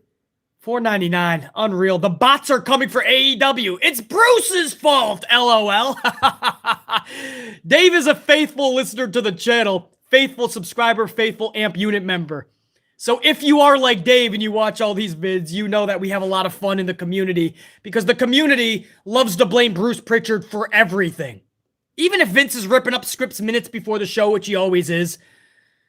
Even if somebody like Bruce Pritchard is the reason why The Undertaker was The Undertaker, which he was, right? And all these good ideas. Bruce is the blame for everything. If it's raining when you wake up, it's Bruce's fault. If you just got into a car accident, it's Bruce Pritchard's fault. If you just came down with a bad virus, it's Bruce Pritchard's fault. If you got too much sugar in your coffee, that's Bruce Pritchard's fault. It's not your barista's fault. If you fell out of your fucking chair with what is on Monday Night Raw during that wedding segment, you fell out of your chair in sheer stupidity from what you were watching. Pritchard, not Vince.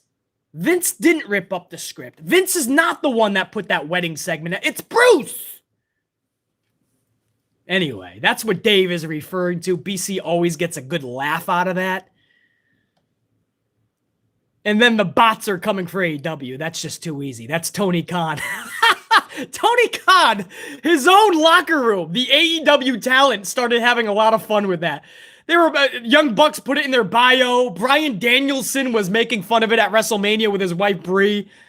Evil Uno from the Dark Order, I believe, was having fun with it. Totally retweeted it with his own name in place of the bots. Everybody was having fun with it. Even if there's truth to it, that there's these bots, you can't go online and talk about it. So, Dave, at least you, like BC, we can laugh at it now. A lot of people got really butthurt over it. Stop making fun of it. There could really be bots that WWE is sending. Okay, Tony still shouldn't go on social media and act like a fucking erratic lunatic. Dave, you're the best, dude. Big Nang, 2-spot BC. Forget the Raw reviews. Let's just talk more shit. Big Nang. Big Nang's the Raw. I'm having more fun just doing the supers and shooting the shit with you guys. Once I go over the Raw review, we got to go over some quirky shit like always. But Big Nang, I wish I could just do this, bro. But we do have to review the show in a minute. PB Sillipride 499. BC jokes about what Vince might do. Vince says, hold my beer. Vince is like, what did BC say? Let's do it. Damn it, let's do it. We can't have 2 weddings at once for the 24/7 title. Let's show BC that we can do it. PB Sillipride, you ain't joking, bro. Guys, any more supers we'll go over at the end of this review, I assure you. Much love to all you guys, man. That's been probably the funnest fucking half an hour plus that we've had in a minute. Because now we have to talk about Raw.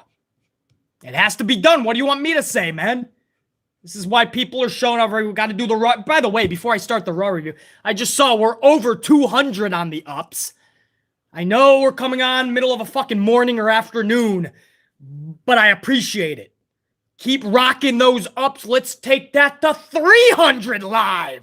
So when this goes on the channel and the thousands catch this after it's already been live and the algorithm picks it up, let's show everybody that tunes in later that we rock this motherfucker out.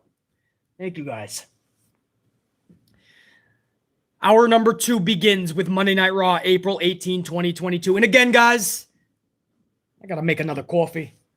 Again, hour number 1 is already on the channel. We did a live reaction last night. You may want to catch that, by the way, because the first half an hour of that stream, BC went fucking ballistic. I went amplified on fucking, and I just, Bubba Ray understands now why, in some cases, he should just shut the fuck up.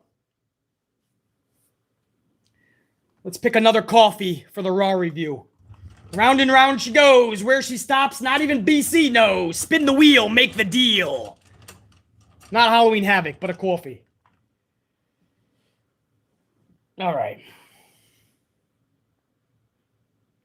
It's kind of in the middle. Let's do it again. That was in the middle. I couldn't decide. It was in the middle. What do you want me to do? It's in the middle again, man. Come on. Spin the wheel, make the deal.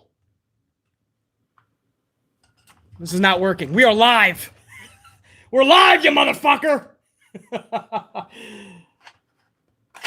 French vanilla is what it nailed on. Fucking landed on, man. French vanilla Dunkin'. Bodaga. We'll do some French vanilla. Thanks for nothing. We're live and we're wasting time spinning you, motherfucker. Get over there.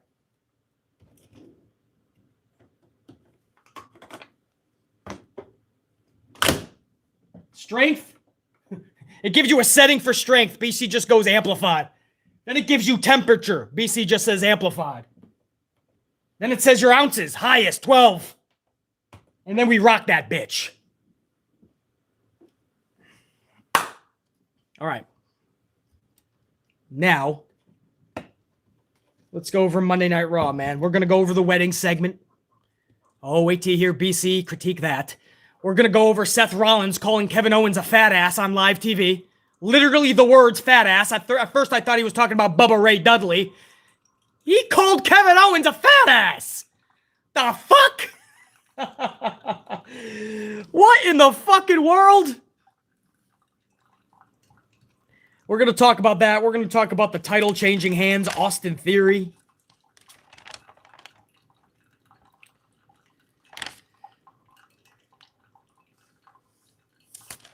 And we're going to talk about the main event, Cody Rhodes versus Seth Rollins' surprise. So let's do this. Hour number 2 starts with the KO show. Special guest Ezekiel. It's Chad Gable's out there as well, right? Because Kevin Owens wants Gable to administer a lie detector test on his true identity. Elias, or is it Ezekiel? This sets up a match between Gable and Ezekiel, a match that is cut short due to interference from Gable's tag partner, Otis. That was it, guys. There was some LOL moments with the lie detector test, right? There's potential there. There's something that we can laugh at there that's better than the scooter races with RK Bro or Jeopardy. Shit like that, man. I like the chemistry with Kevin Owens and Ezekiel, and you want Gable out there to add in some fun. I was actually okay with this, but it does nothing but set up a match between Gable and Ezekiel, a match that ends with Otis interfering, which is obviously just going to make Otis versus Ezekiel next week. So it looks like the whole feud with Kevin Owens and Ezekiel is just going to be Gable and Otis having matches with Ezekiel. That was it. It was pretty fucking lame. The story has potential, very little, but at least potential. But that was pretty lame the way it all culminated.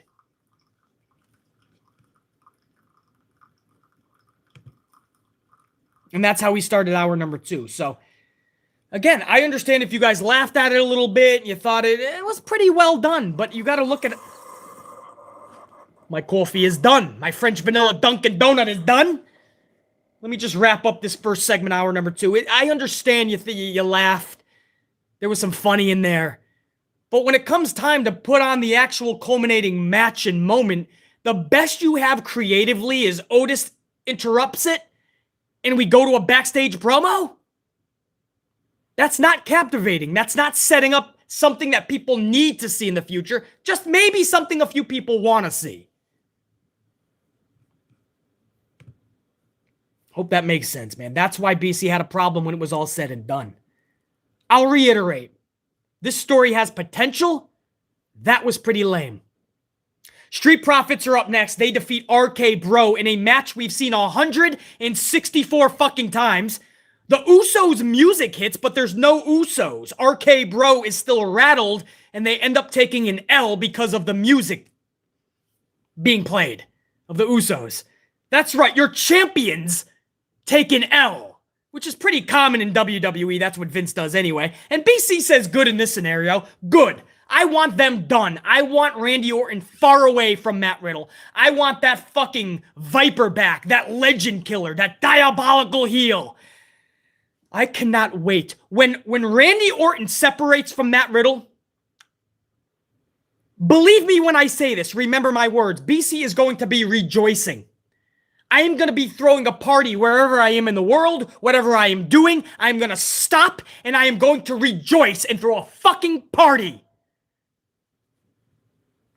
Better than somebody's 21st birthday party, better than a bar mitzvah, better than a retirement party, better than a graduation party. This is going to be a Randy Orton is back party.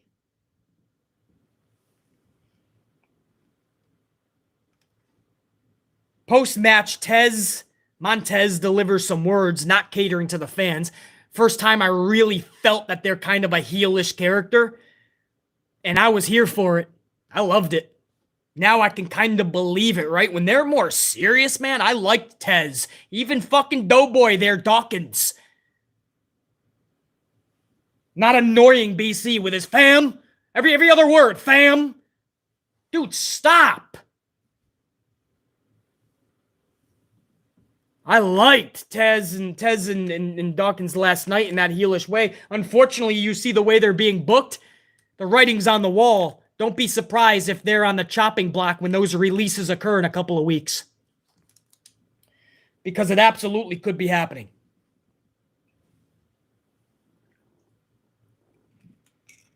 So that's your champions taking a fucking L. I cannot wait till they're separated. I am done with RK Bro. I never want to hear the words, "Hey, Randy," ever again.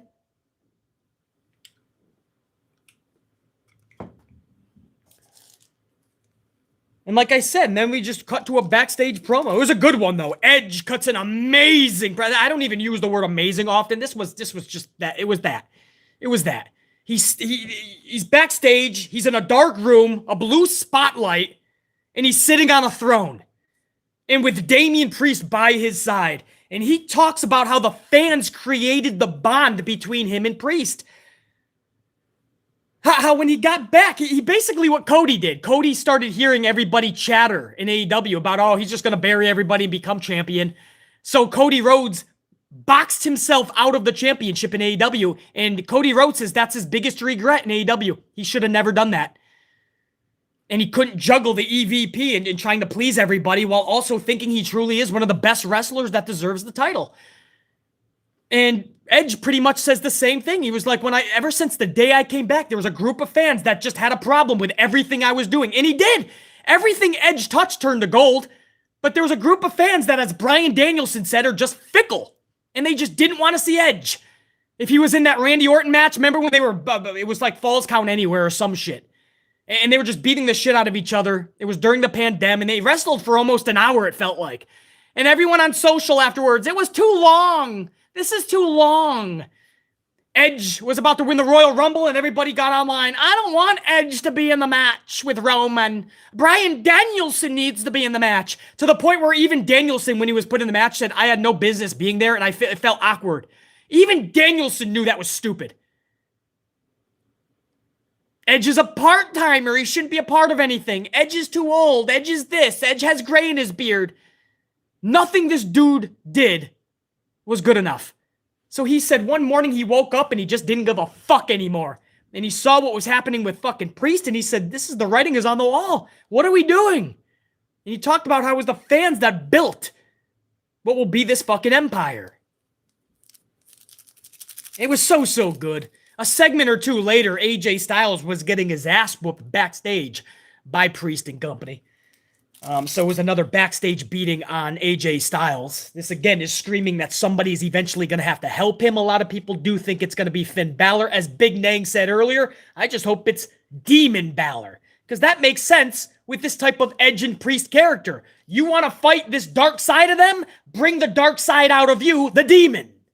That's what Balor needs to do. The writing's on the fucking wall, bro.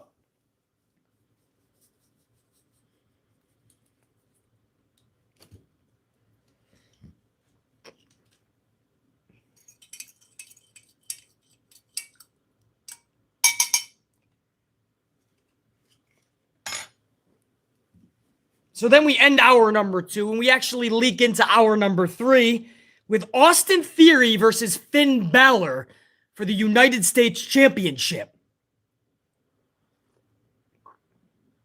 Yow! That's some fucking hot shit. Good job, Mr. Keurig. Sasha, this thing is a beast. Sasha. All right. She's sleeping over there. Good to know she's on fucking... Good to know I hired her back for good reasoning. Anyway, this title match. BC joked about it, but it's one of those things that when I said it, and we just talked about this in a super, when I said it, I was like, wait, this is something Vince would do. I said for a few streams now leading up to the match that Austin Theory could end up with... That's right, I'm calling him Austin, by the way. I don't know about this Theory shit like Riddle and all that. No. It's Austin Theory until I decide to call him just Theory. But I said he could end up winning this. Balor could end up with one of the worst fucking title reigns in history and get released days later. We're halfway there, guys. Because...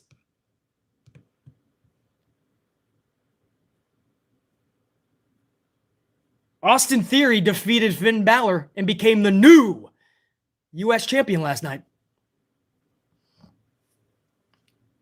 Like, how was that even...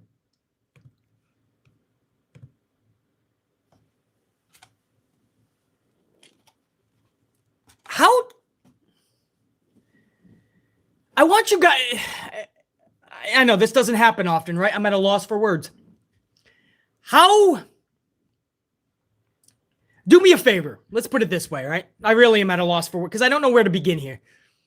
Can you think about the booking of Finn Balor, right? I want to take this to the chat. I want you guys to think about this. He wins the title out of nowhere. I believe he beat Damian Priest for it, correct? He wins it out of nowhere, middle of a Raw. So nobody even knows about it or it's not even a big moment. And then he proceeds to lose tag matches with Theory involved. He's just in non-stop matches, by the way, with Theory. Austin Theory. Non-stop, just the same guy. He's losing a bunch. And then he loses the title a little over a month later in the middle of a Raw yet again, where nobody can give a fuck.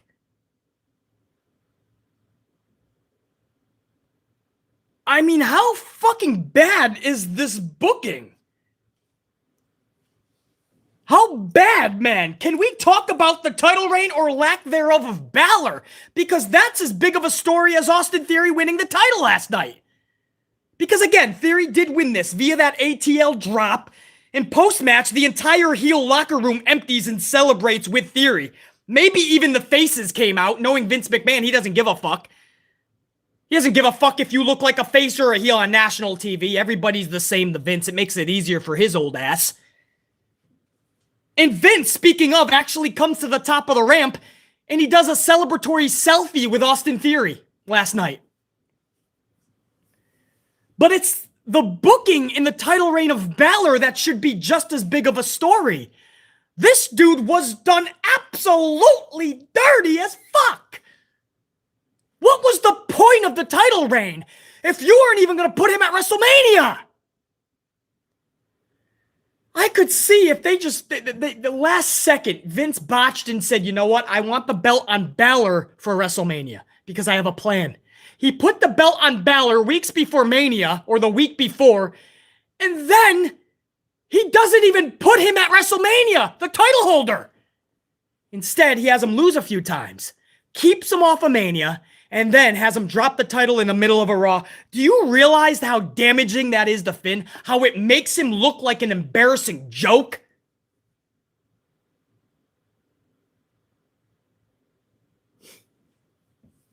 Or am I just the only one thinking about this? Beasley, you're overthinking it, man. At least he had it, Beasley. I would have rather have not even had the title if I knew I was going to be booked like that. Here's the title, kid. You're going to go on a losing streak. You're not going to be at Mania, and you're going to lose it in a month anyway. Flat on the back looking up at the lights. Well, fuck. Vince, you can keep the title then. That just seems like bad luck. Bad mojo.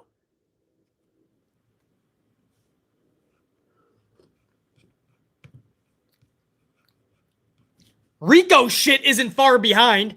Rico shit won the title in the middle of a fucking SmackDown. He too was left off of WrestleMania. And then he goes on a little losing streak, losing to both Los Tharios members in one night. And that was nothing for Los Lotharios, though. Nothing for them. They were back in the 24/7 segment last night.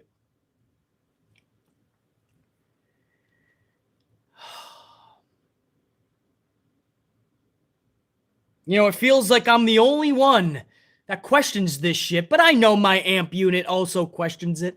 I know my amplified unit knows what BC is saying, that this is unacceptable. Same things I yelled about when Big E was champion and not being booked correctly. Same thing I said about Lashley. Same thing I said about Shinsuke Nakamura. Same thing I said about Asuka. Same thing about I said about all of Sasha Banks' reigns.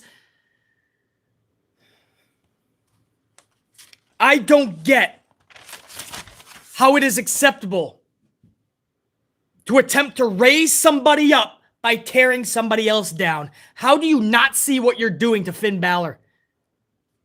Unless you're purposely sabotaging him. And some people are okay with it. They're going, well, it's okay if this leads to him tagging with AJ Styles. It's still not okay. I don't give a fuck if he tags with AJ Styles, if he tags with Roman Reigns, if Hulk Hogan comes out of retirement and he tags with Hulk Hogan.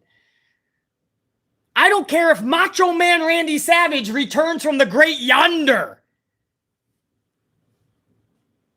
Balor tagging with anybody isn't going to help him unless you have reasoning behind it and it's going to help him. I'm doing this because I want to help my friend AJ. Well, you feuded for the last 5 years, so storyline-wise, you're not even buddies. You just have nothing to do, so you just want to help now your enemy? It's weird. Make it make sense. Bring back the demon. Make me care about him and Styles, maybe. But I also don't need to see Styles right back into another tag team after seeing him for a year bounce around and dance with Omos. Styles is better than just a tag team feud.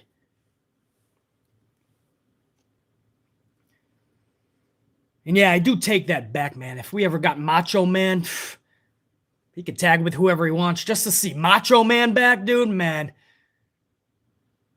BC would keep that day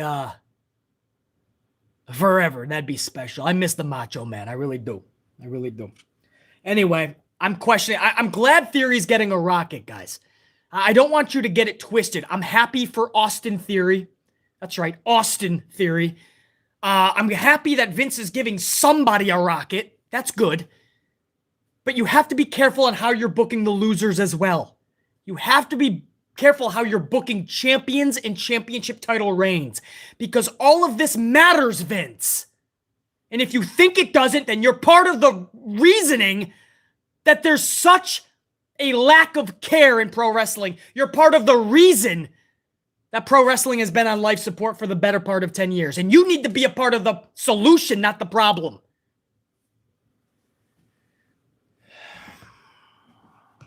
Anyway. I can scream and I can yell till the fucking cows come home, till we're blue in the face. It ain't gonna fucking matter. Vince is gonna do what Vince does. Well, I'm sorry, Bruce Pritchard! That's who I'm supposed to blame. Because it's fun, right? It's what we do in the community. It's Bruce! No, I go for the top fucking dog. The one that's ripping up Bruce's ideas minutes before the show. I go for VKM. You guys know by now. If you're new to the channel, you're going to find out. we get amplified where the amplification needs to be directed toward and to. So that was how we ended hour number 2 and went into hour number 3. A new United States champion, and BC was befuddled. But if you thought that was the biggest moment where BC was befuddled last night, wait till you hear how we kicked into hour number 3. There was a double wedding segment that BC, when it was all said and done, I stared at the brick wall and I said, brace yourself. I'm coming head first, full throttle, motherfucker. We're going to go over this double wedding segment in a second. Let me get a big swig of coffee.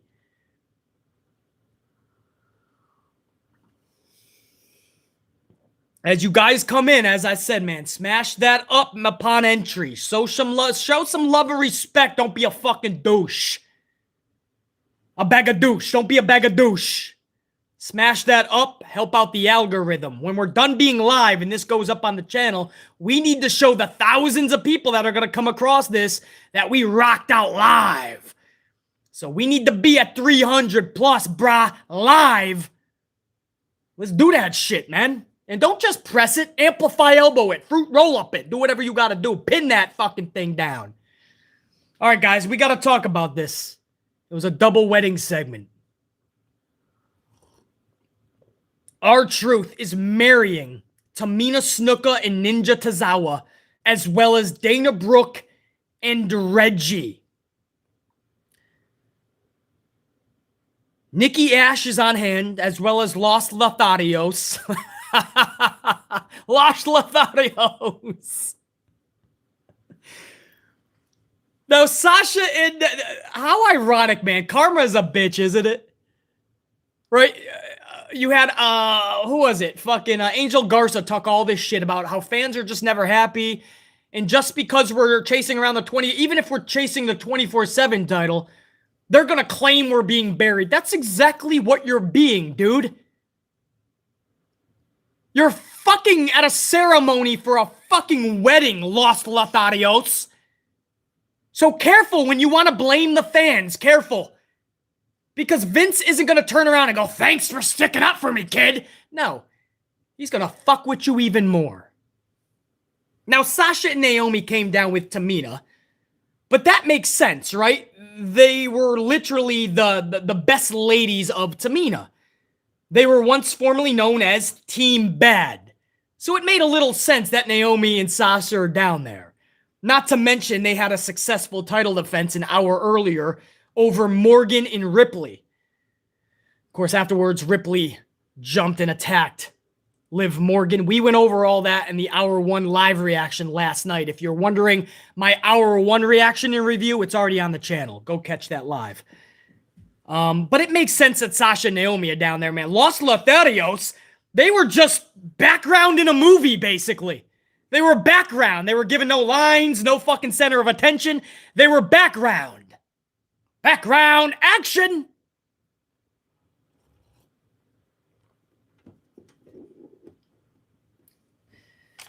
Now, where do we go with this, right? Anybody that thinks that this is easy, right? Oh, what BC does is easy, man. Just, I have access to the internet. I can start critiquing wrestling. Not so easy. Not so easy. First of all, you have to be very fucking knowledgeable at every fucking take. Secondly, you have to be wildly entertaining. Thirdly, you have to have the gift to gab. Fourthly, you have to captivate an audience. There's a whole lot that goes into this shit. And you have to do that for hours. But you also have to fucking do your due diligence in your notes. How the fuck do you do your notes on something so fucking chaotic like this double wedding ceremony?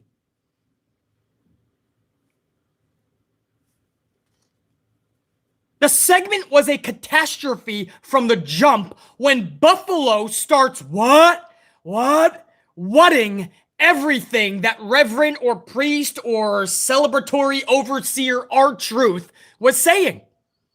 Every time Truth spoke, he got whatted. And that carried over to Dana Brooke trying to give her vows to Reggie. everybody was just whatting. So the whole fucking thing at that point was just running off the rails. And so on and so on. Everybody that tried to talk, everybody was just... everybody was just getting whatted. After the vows are finally exchanged, Truth asks if there's anybody that objects to these ceremonies, these official vows. Anybody that objects. Speak now or forever shut your face, or something that R-Truth said. And then we get some crazy shit that unfolds with Tamina Snuka. She just goes batshit fucking cray-cray. And she takes Tozawa and she replaces him with Reggie and sends Tozawa over to Dana Brooke. And I'm thinking, what the fuck are you doing? Okay, let's just get this done with. Then she stops. And then she replaces Reggie with her she goes over to Liv Morgan. She was in another lesbian thing with Lana a couple years ago. Tamina goes over to Dana Brooke and holds her hand like she's gonna marry Dana. Reggie is now about to hold the hands of Ninja Tozawa. And it looks like things are about to get really fucking gay really quick, right? The Buffalo is popping for a lesbian storyline. They're going to love that when we see the kissing between Tamina and Dana Brooke.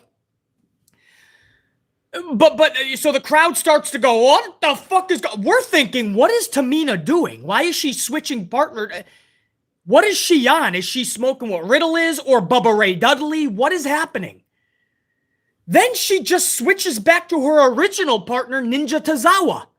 And at this point, everybody is befuddled. Buffalo is like, what is happening? Us at home are like, this is getting really weird. Not just stupid, like really awkward. What is Tamina doing? And seconds later, they just all kissed, put the ring on their fingers. I can fucking speak. And that was it. Here we are hours later this morning. I don't know what that was all about other than to tease a lesbian kiss. I don't think Reggie and Ninja Tozawa were ever going to. If you go back and look, Reggie didn't even want to hold the hands of Tozawa. Tozawa was like, what do we do? Do we smooch? Reggie's like, no, bruh, I ain't swinging that way. Put your hands down, dude. Put your hands down. No, seriously, get your hands down, bruh. Ninja Tozawa's like, what do I do? But I don't understand. I don't understand what the fuck that was. And here we are hours later the next morning. I don't understand what I witnessed. I know I say that a lot about WWE programming, especially Monday Night Raw, but I am baffled, befuddled, confused. It was weird. It was really weird. And that wasn't even it. You knew what was coming, guys. Sure enough, everyone starts pinning and fruit roll-upping each other. Afterwards, Reggie pins his new wife, Dana Brooke, to get the title. I think Tamina was jumping off the fucking rope onto Reggie to get the title. I think Ninja Tozawa may have gotten the title on a fruit roll-up. He literally went under the gown of Tamina, under the gown, and fruit roll-upped her. And then somehow Dana Brooke was able to get it back from maybe it was Ninja Tozawa. There was like 4 or 5 title changes. And when it was all said and done, it went right back onto Dana Brooke. I can't. I don't know how I'm supposed to review it. I did my very best for you guys right now because as I'm talking about it, I'm unfortunately reliving the moments. And that's just bad for your health. To ruin your own brain cells like that. There's no reason we should be doing that to each other. So I think I'm just going to move on, guys. The segment ended with Sasha and Naomi standing there, befuddled about what the fuck they just partook in. It's kind of ironic and it's fitting that the segment would end with 2 really great female talents like Sasha and Naomi going, what the fuck was that?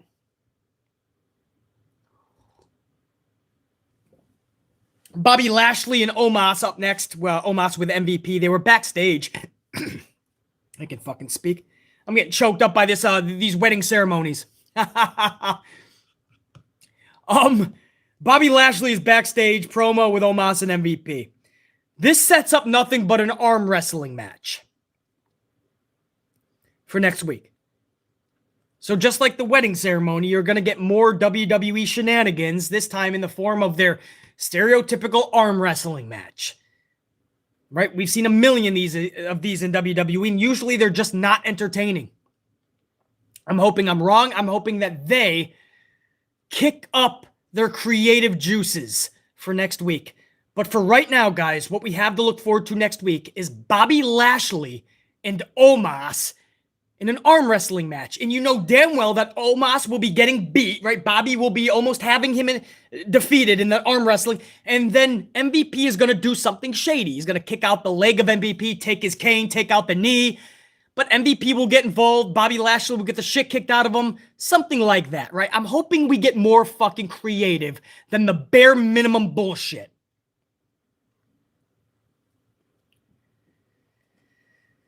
And then we go into the main event. This is Cody Rhodes versus Kevin Owens. It was billed as a mystery opponent. Seth Rollins is going to do to Cody what Cody did to him, right? Seth didn't know who his opponent was going to be at Mania. So Seth wanted Cody to feel how that was, right? You're not going to know who your opponent is later tonight. That's actually how we started the show off. Again, if you missed our number one's review and reaction, that was live last night we did that. So go back after this live stream, check it out. We were amplified in that video and stream. But I already went over that. So now we get to the main event. And Seth Rollins' big reveal was Kevin Owens. That was bare minimum, bro. Okay, you say Kevin Owens and Cody will be a good match, but bro, that's pretty bare minimum, let's be honest. I mean, nobody when Kevin Owens came out where you're like, yeah, what a surprise. It's not as bad as Tony Khan's lights out for the Great Khali negative 5.0, but still, bro. Kevin Owens, that's who we got. The match went 17 minutes, so at least they let them dance. That was good to see. Until Rollins, who was at ringside, started getting irritated with Owens for not getting the job done earlier than 17 minutes. So Owens was in the process of getting counted out at one point, and Rollins is yelling to Kevin Owens, pissed off. Kev, get up. Kev, get in the ring. He literally says the words, get your fat ass up. He literally, guys, you can go back, man. I'm not making this up. I don't think that I heard it. It's what he said. You can go back and check it out yourself. He yells to Kevin Owens, get your fat ass up. Get in the ring. Owens, you can tell, stops and looks at Rollins like, what the fuck did you just say? Rollins thinks twice about repeating the fat ass line and instead just says, get in the ring, get up. Leaves the fat ass out this time, but by that point, Owens was already pissed off. Owens says, fuck this. This is your mess, your match. Owens leaves and gets counted out. Owens takes off, gets counted out in the process. Post-match, Cody celebrates. He's a little bummed that Buffalo only, in the live crowd there in Buffalo and everybody watching, all of that was to see a count out. So Cody was not pleased, but he applauds the crowd, man. He gets up on the fucking top of the turnbuckle and he celebrates the crowd as much as his count out victory. Rollins comes out of nowhere, catapults Cody off of the top turnbuckle. He flies into the fucking barricade on the outside. And then the show comes to an abrupt end. There was obviously timing issues.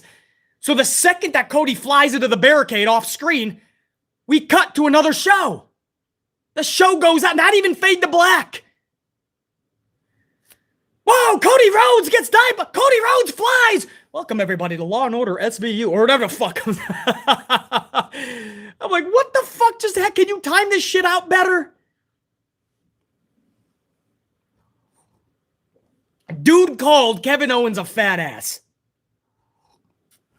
Now, I'm not for name calling, all right? I think that's pretty lowbrow. That's pretty fun. You know what I mean? The more mature you get, you don't name call. But if you're going to call somebody a fat ass, let it be Bubba Ray Dudley, not Kevin Owens, bro. If you're going to call somebody a name, call Bubba Ray that shit. He's already throwing people under the bus and thinks his shit don't stink anyway. You can fuck around with Bubba. Kevin Owens deserves a little bit better, I guess.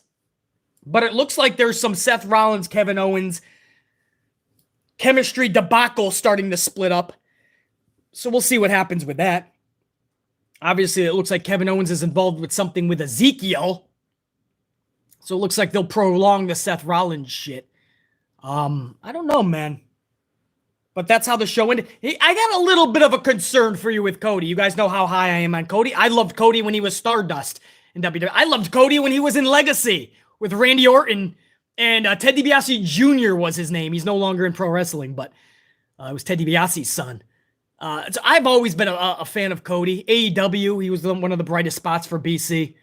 And now, coming back to WWE, I still love Cody, but they got to be careful. I mean, they're using him a lot. Okay. Book him properly, though. I don't want him to be overexposed. If he keeps doing shit like he did Monday, if he keeps doing that type of booking, he will be overexposed. And fickle fans of today, they'll toss him aside. Not everybody is like Angel Garza says we have a problem with everything, but there is a group of fickle fans, like the ones that never were happy with Edge.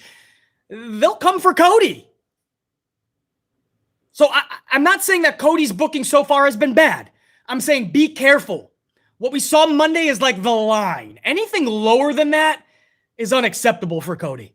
And you got to be careful. I'd rather him not even used than that type of match with that type of finish. Hopefully that makes sense. You got to be careful with that shit, man. And that was Monday Night Raw. There you go, guys. That was the last 2 hours. Was this a good show? Of course not. Of course not. Did it have moments? Yes. Moments. The Edge promo backstage, I fucking loved that with Priest. There was a little bit of funny shit with the lie detector test. Okay. We got some good wrestling before the finish was absolutely atrocious between Kevin Owens and Cody, at least. Things like that, right? And Austin Theory gets a championship, and his rocket is even more fucking bolder. I just hated the way they did Finn Balor so dirty. But there was goods on the show. The first hour, Bianca Belair and Sonya Deville, I thought knocked it out of the park. I like the opening segment with Cody and Rollins setting up something for later in the night. I wish it was grander than just Kevin Owens. But hour number 1 also had some bright spots. So it's a better Raw than we've been seeing. But I'm just too hard-pressed to call this a good show, man. My standards are too high. And I like to think that that's why you guys tune into BC's reviews, man. Because you know I'm literally the best in the community. Not because I say it. It's because I am the harshest critic. But I always critique fairly. Every promotion, every company, every roster, every individual, every storyline, every mannerism, every skill set, every talent. Everything gets reviewed. Honestly, truthfully, to an amplified level. I like to think that's why you guys come to this channel, man, and I do appreciate it. Thank you for everyone for smashing that up. Again, as we go toward 300 plus, that means a lot. I'm going to stick around for a couple minutes and shoot the shit with you guys. If there's any more supers, I already went through a bunch. But if there's some that I didn't go over, I'm going to stick around. So for anybody here just for the Raw review, now's the time where we have to say, check you later. Thank you for showing up. Thank you for smashing not just the like, but also that subscription button if you want to stick around. If you like what you heard, like what you saw from this channel, you think BC's a fucking lunatic, but you like this guy, right? This guy's nuts. I like him. And you wanted to smash that subscription button. I appreciate it. Thank you. Welcome to the channel. If you came just for the Raw review, now is where we say check you later and stay notified for the next video or live stream. Bye, as Bray Wyatt would say. And if you guys want to stick around, man, and shoot the shit a little bit, man, feel free to do such. I'm going to stick around for a few more minutes. So thank you guys, man. Check you later, everybody. Thank you. 2 hours, man. Damn. Fucking A, you guys are the best. And for anybody that wants to stick around, let me go over to the supers, man, and I'll have a few more swigs of coffee. We'll shoot the shit. Gotta see where I ended off. Oh, Big Nang, I think, is where I left off. Big Nang with that 2 spot. Let me get you on the medium screen, man. Hold on one sec.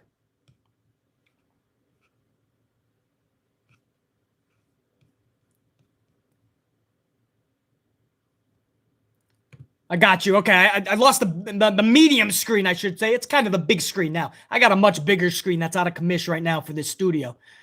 But I got you back. Big Nang with a 2 spot says, What does he say? Oh, there he is. I got your big name. BC, Vince purposely put your gals on the 24/7 segment. Yeah, big name, but I did go over that. It does make sense with Tamina. They were team bad. You do need your best ladies, they call it in weddings.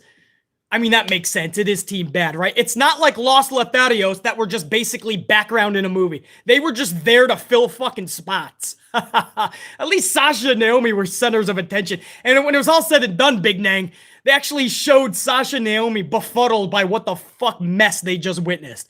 I got a laugh out of that. And again, they did just have a successful title victory an hour earlier. So it wasn't like they were just... Otherwise, I would have been fucking irate, Big Nang. Enforcer 2K9, 2-spot. Theory is the new chosen one, like McIntyre was. Yeah, the only difference is Austin Theory, Enforcer 2K9, is already getting that rocket put into play. Whereas McIntyre was dubbed the chosen one, and that rocket never really took off the ground. Austin Theory, that's right, I said Austin. I can't get behind just a single name yet. I don't know if I ever will. But Austin Theory, that rocket's already taken off. So this is a little bit more prevalent than Drew McIntyre when he was the chosen one. So we got to see, Big Nang, where that goes.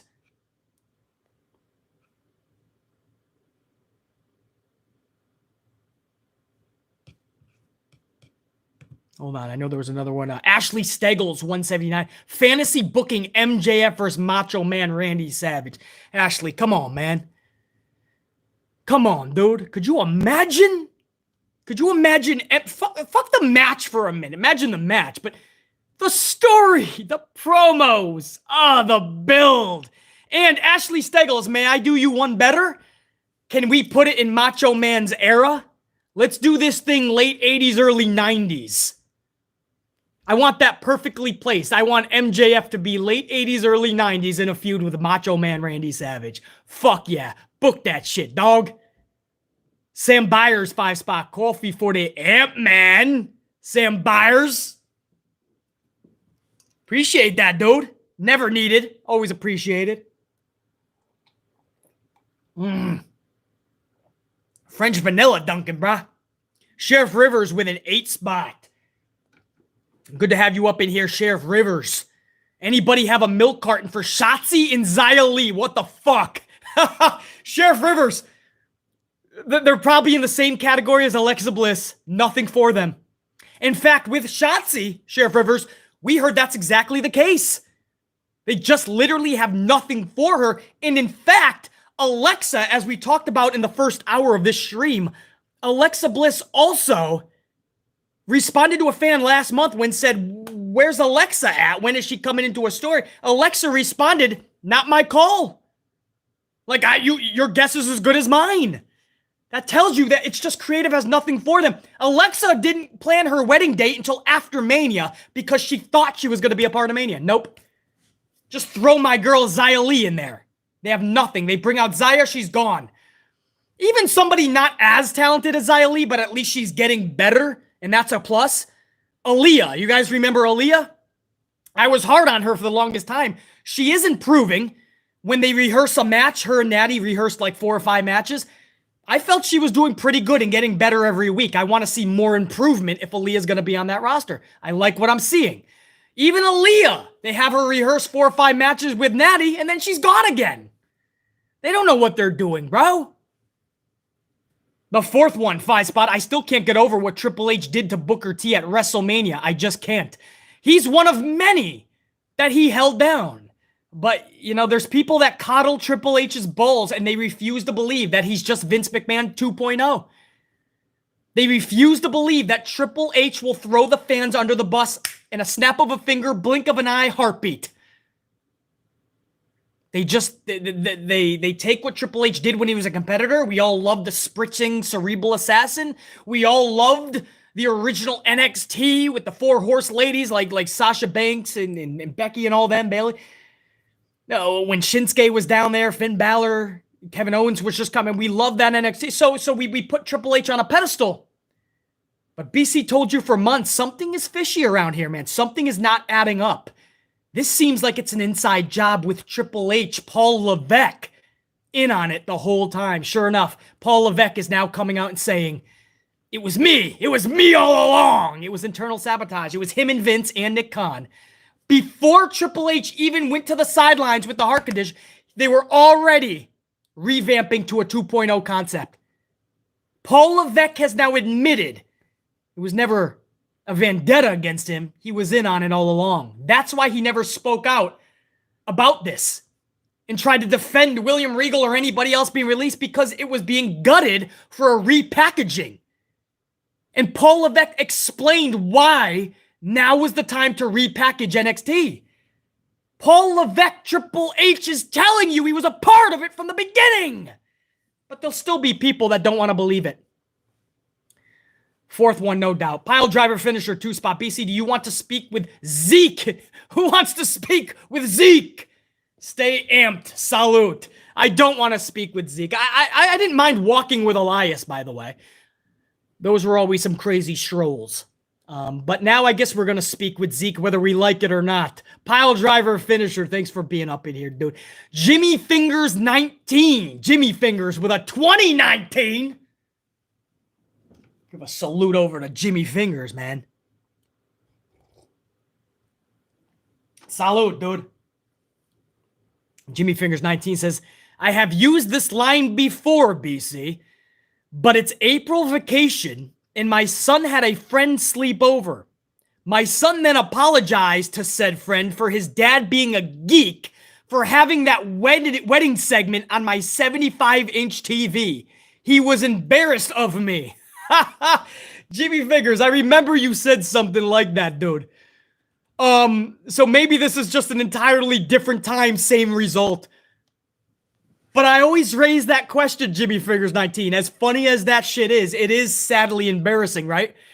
You can pick a couple of moments on every Raw, every Monday, where you literally would be embarrassed if somebody walked in and didn't watch the product faithfully or religiously or every week, and they watch what you are watching, and they would honestly go, they would look at the TV, look at you, and go, what the fuck are you watching, bro? Like, the things that you watch. That wedding segment is one of them. Ironically, Jimmy Fingers, I had a good buddy who said that his new girlfriend that he had her over. She was doing her own thing. Came into the room during Tamina. I think it was Tamina jumping off the top. Some shit. So you have all these wedding dresses up in the air. Everyone's upside down getting fruit roll up. And he literally said his girlfriend was mortified by what he was watching.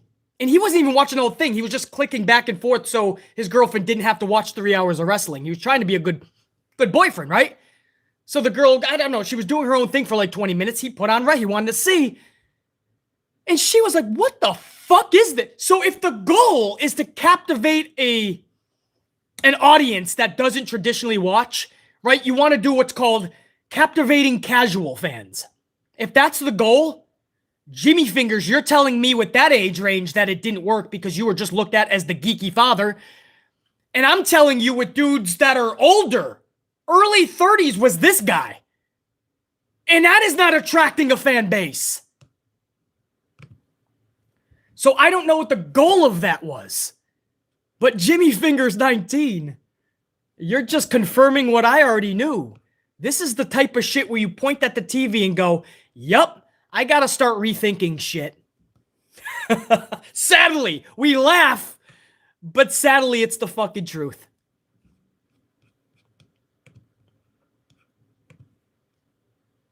Pile driver finisher said it best. Jimmy Fingers, you might have to change the channel when people come into the room when you watch Raw. Unfortunately, Jimmy Fingers, it's like when we were kids and we were watching fucking illegal porn. Do you remember back in the day? Kids today won't know the struggle. Now you just have your phones. You can pop up porn whenever you want. But back in the day, we used to have to watch the squiggly TV.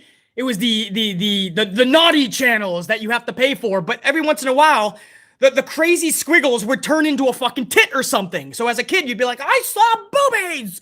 You'd be like Jerry Lawler, puppies, right? And if somebody came in, you'd have to quickly change the channel, right? Unfortunately, here you are as a fucking adult, and you may have to do that with how absurd Monday Night Raw is. So pile driver finisher is correct. You may have to change the channel when you watch Raw when somebody comes into the room as if you were watching illegal porn as a kid. Jimmy Fingers 19. Appreciate it, dude. Always good to have you up in here. Jeffrey Ross, $4.99. Jeffrey Ross, what up, man? What's good, BC? What up, Jeffrey? I haven't caught a stream for a while when it was live. I'll catch after work. What's good, BC? I haven't caught stream for a while when it's live, but I'll catch after work. So Jeffrey is just coming on in and smashing that up. I appreciate the love and support. Even when Jeffrey can't fucking stay for a while until later, he still came in, smashed the up, sent the fucking coffee to BC and showed that love and support. Jeffrey Ross, dude, knock out the day, smash out work. This will be up on the channel whenever you're ready to view it, dude. So don't worry about it. Jeffrey Ross, I appreciate it, man. Big time. And that's the whole round of supers. Let me see if there was any more that came in. But you guys are just fucking rocking this out of the park, dude. Yo, this is fitting. Oh, hold on. No. There was a couple more, man. Hold on. I'll stay, dude. I still got some coffee. I got a lot of fucking coffee. I got a whole fucking tower, guys. I'll stay here another fucking 2 hours if I need to. Actually, no, I do have to do shit. But there were some more supers that came in, man. Ashley Steggles with an $8.99 and a $1.79. Ashley says, ladies and gentlemen, it's time once again for everybody to shoot the shit with the Amplified, man. Oh, is that when I started the latest round of supers? Ashley Steggles, it's good to have a few hundred of you still fucking hang around, even though the Raw review is over. Just to shoot the shit. Ashley says, hell yeah, it can be in the late 80s. Meaning Macho Man and MJF's feud. Ashley Steggles, picture that. You brought it up, MJF and Macho Man, you brought it up. So let me put this at about 1989. How's that? Let's make this around WrestleMania 5, maybe WrestleMania 6, 1990-ish. Because 1991 was WrestleMania 7, correct? I think that was Hulk Hogan, Sergeant Slaughter, because that was the Gulf War. So about 1990, WrestleMania 6, 1989, WrestleMania 5. That's where I would love to see MJF, Macho Man, Randy Savage. Ashley Steggles. Jeffrey Ross, a $4.99, says, also, I'm loving Naomi and Sasha as the champs, but we gotta get another women team breaking up. Oh, but we got another women team breaking up with Liv and Rhea, which was dumb if you ask me. But Jeffrey, it was even dumber to have Liv Morgan with Rhea Ripley, bro. Like, Rhea Ripley is just bouncing around between random tag partners. First with fucking Nikki Ash. She's still almost a superhero. She's just an evil almost superhero now. And then when that got split up, she jumped over to Liv Morgan. So for Rhea Ripley, it was always stupid, I felt. Liv Morgan is too fucking good and fucking with a lot of great momentum to be tied down in a tag team. So they were never really a real tag team to BC anyway, Jeffrey Ross. So I'm actually okay with that breakup. In fact, I say it needed to happen. But Jeffrey Ross, you're exactly correct. The lack of tag teams in WWE as a whole, men's roster, not just women's, is what is decimating the tag team divisions in WWE. It's not just the booking decisions, which are horrendous. It's also the lack of tag teams. That's why you saw RK Bro versus Street Profits for the 167th time last night. So Jeffrey Ross, you're absolutely correct, man. It's pathetic, dude. It truly is. Dave Mealy, man, $4.99. Dave, still rocking. 2 hours into this bitch. For those of you that have been tuning in or came in late, I know we're over 2 hours, man. So there's been a lot of people coming in and out. I get it. But Dave fucking rocked the start of this fucking show off, the start of the stream with another $99.99 Hunji banger. So fucking extra salutes for Dave. He's coming in with another $4.99. Says Macho Man versus Edge. The booking could be straight fire. Insanity versus insanity. Now, why you gotta do that, Dave? I just told fucking Ashley. I asked him why he's gotta fucking put that in my don't. Like I'm thinking MJF versus Randy Savage. And now Dave has me thinking of Edge versus Savage? Can I put that around the same era? The prime of Randy Savage? Man, what I could come up with. Could you imagine Dave Mealy? Dave, let me up the ante. Could you imagine Randy Savage in a ladder match with Edge? Yeah, I flipped the script on you, Dave. Now I got you thinking, fuck, book that shit. If only the big dog was still here with us. Macho Man Randy Savage. Much love to that son of a bitch, dude. He was BC's GOAT. Could you imagine Edge and Randy Savage in a ladder match? Damn, Dave. You guys are putting together dream matches for fucking BC, dude.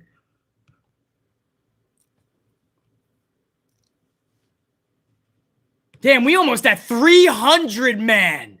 The upfront middle of the morning when we went live goal to get over 300. We almost there, dog. That's all you guys, man. We almost at 300 live, going toward 400 when the thousands end up coming in to check this video out once it hits the algorithm. So we are on our way. We just hit it, guys. We just hit 300 live on the ups. We are now heading toward 400 when the algorithm kicks in. So I thank you guys, man. Much love and respect. I just wanted to see that live, dude. On our way to 400. And also, I want to say Joey's Adventures. Cheers, dude. Salute. Joey's Adventures has a 5-spot. Says, if Balor isn't on his way out, he must have done something really bad backstage. I said it, Joey's Adventures. It's almost like that title was a curse. He got the title, and his booking became even worse than it was. He became even less significant and relevant than before he won the title. And it was already pretty fucking bad. So Joey's Adventures, 100%, dude. Big Nang with a 5-spot. Oh, bro. He says HBK versus Triple H. 2002. Was that Survivor Series or SummerSlam? HBK versus Triple H, 2002. Eddie versus Angle, WrestleMania 20. Rock versus Bossman, Survivor Series 98. Who is awe-inspiring, which is ultra devastating, which is meh? Let the debate begin. So you're giving those 3 matches, Big Nang, and you're asking which one is awe-inspiring, which was ultra devastating, and which was meh. Let the debate begin.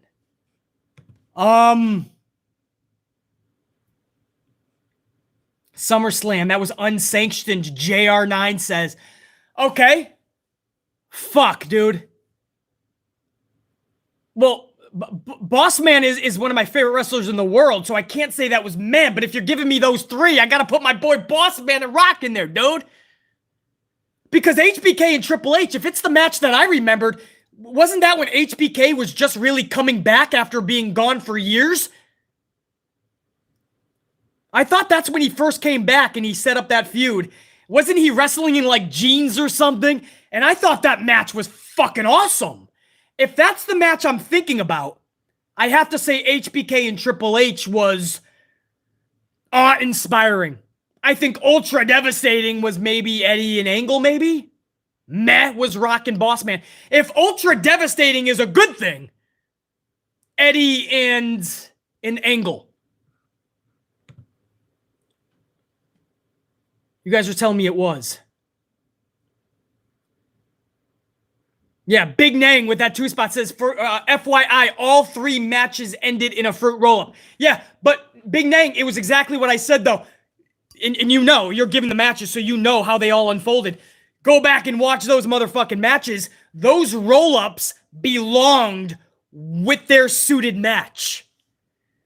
You look at the roll-ups today, not just that they're overused, the fact that you see them almost every other match. Maybe not so much the last couple months because I think people are finally starting to listen and come across BC videos. It's been about time. Enough people are finally sharing and the word is getting around. Whoa, this dude that really knows his shit calling this company out. But Big Nang, you see what I'm saying? Like, you look at those matches and you say, okay, you would think a roll-up would come from that. Maybe not Steamboat Savage WrestleMania 3-esque. But I can believe that's how they ended. I can be okay with that shit.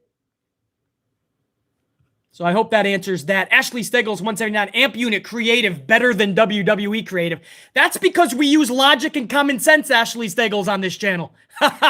And you're a part of that shit.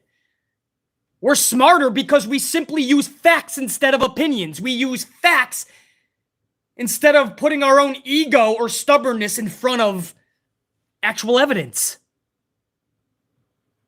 The fourth one, 2-spot, the Hot Rod versus MJF. That is an obvious. The fourth one, that is an obvious dream match. Hot Rod MJF. And then Dave Mealy tries to up BC's ladder match. When I said Edge versus Savage ladder match, Dave Mealy comes in and says, Edge Savage TLC match. Fuck yeah. Book that shit. Yeah, Dave. That's a trumper right there, man. That definitely trumps the original ladder match concept. Man, you guys got me thinking about all these fucking possible dream matches. Ashley Steggles with a 179 has a message retracted. Thank you for showing the love anyway.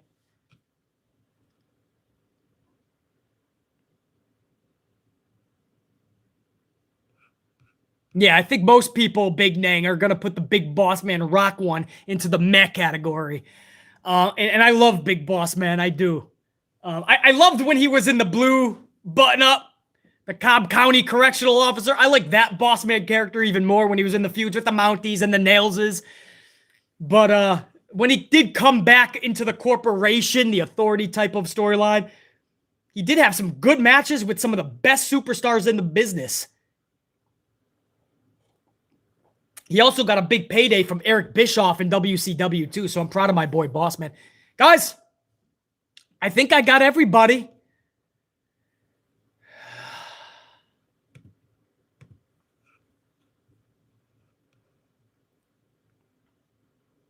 I think I got if I missed any supers, it'll come up later in the final list, and I will definitely get to you guys in the next stream or video. I'll give you guys a shout out.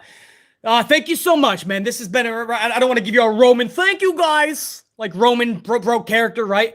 I should just say, I should stay in a heel character and say, that's the stream. Now fuck off. But I am thankful, man. This has been almost 2.5 hours of a stream after we just put in an hour and a half late last night of hour number 1 of Raw. So you guys are the fucking best, man. So I appreciate it. And until next time, I don't know when that's going to be. I don't know if it's going to be live. Or maybe even audio format, but we will be discussing a lot more this week, I assure you. There's no big traveling this week, so there should be no reason why we go many days without content. And if you're like Bubba Ray Dudley, a lot of people say stupid shit, so there'll be a lot to talk about. So I appreciate that. And right at the tail end, man, before we go off the air live, Unique Butterfly, one of my tried and trues, came up with that 5-spot. Unique Butterfly says Finn Balor probably refused to certain things that was pitched to him by Vince.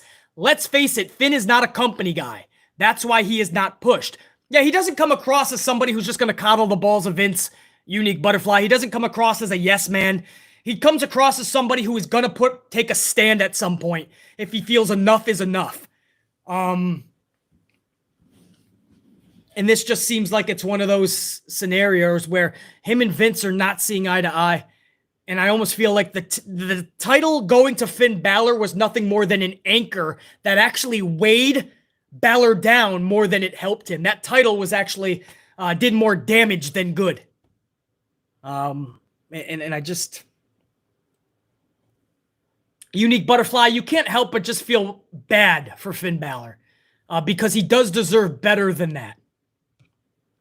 I will say that. So Unique Butterfly, appreciate it. At the last second, Unique comes in, one of my tried and trues. That's it, guys. That's what I got for you. I've been nursing this one, so I didn't. But I'm about to fucking. We about to rock out. I do have to hit the road for some errands, so we are gonna get a fucking fresh Starbucks. Hopefully, the barista on duty knows exactly how BC likes his latte, and we're gonna get such. And we will do this in the very near future. Until next time, remember, fuck Bubba Ray Dudley, that dumb son of a bitch. Bubba Ray Dudley does not know what he is talking about. He is actually a dumb fucking stunad, as we call it in Italian.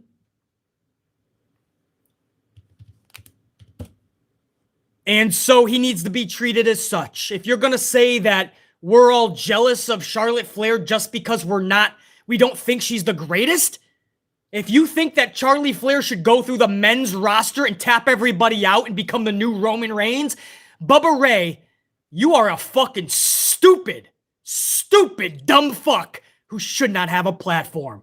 And BC, I may be the only one to do it, but I'll call your fucking ass out on it, because you ain't bullying anybody but your own fucking shadow. Fuck Bubba Ray Dudley. That's how I'll end the stream. Unit! Check you! Hit that shit, Sasha. Wake up! There you go. She's like, huh? What? Her finger's already on the button, though. The second her eyes open, she smashed that shit. It'd be nice if you stay awake for my stream, Sasha. That's my assistant, not Sasha Banks. For any newer subscribers. Guys, I'm out. Check you.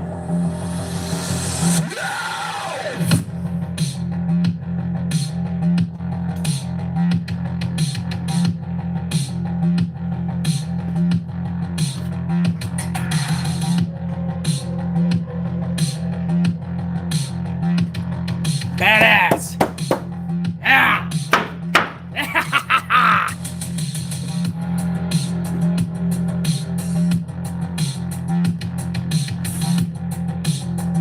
All right, Sasha, start up the vehicle. We gotta go to Starbucks. We gotta hit the road. Yes, now. No. Thursday. After Dynamite Wednesday night. She says now. I tell you, where did I pick her up from? Check you guys, I'm out.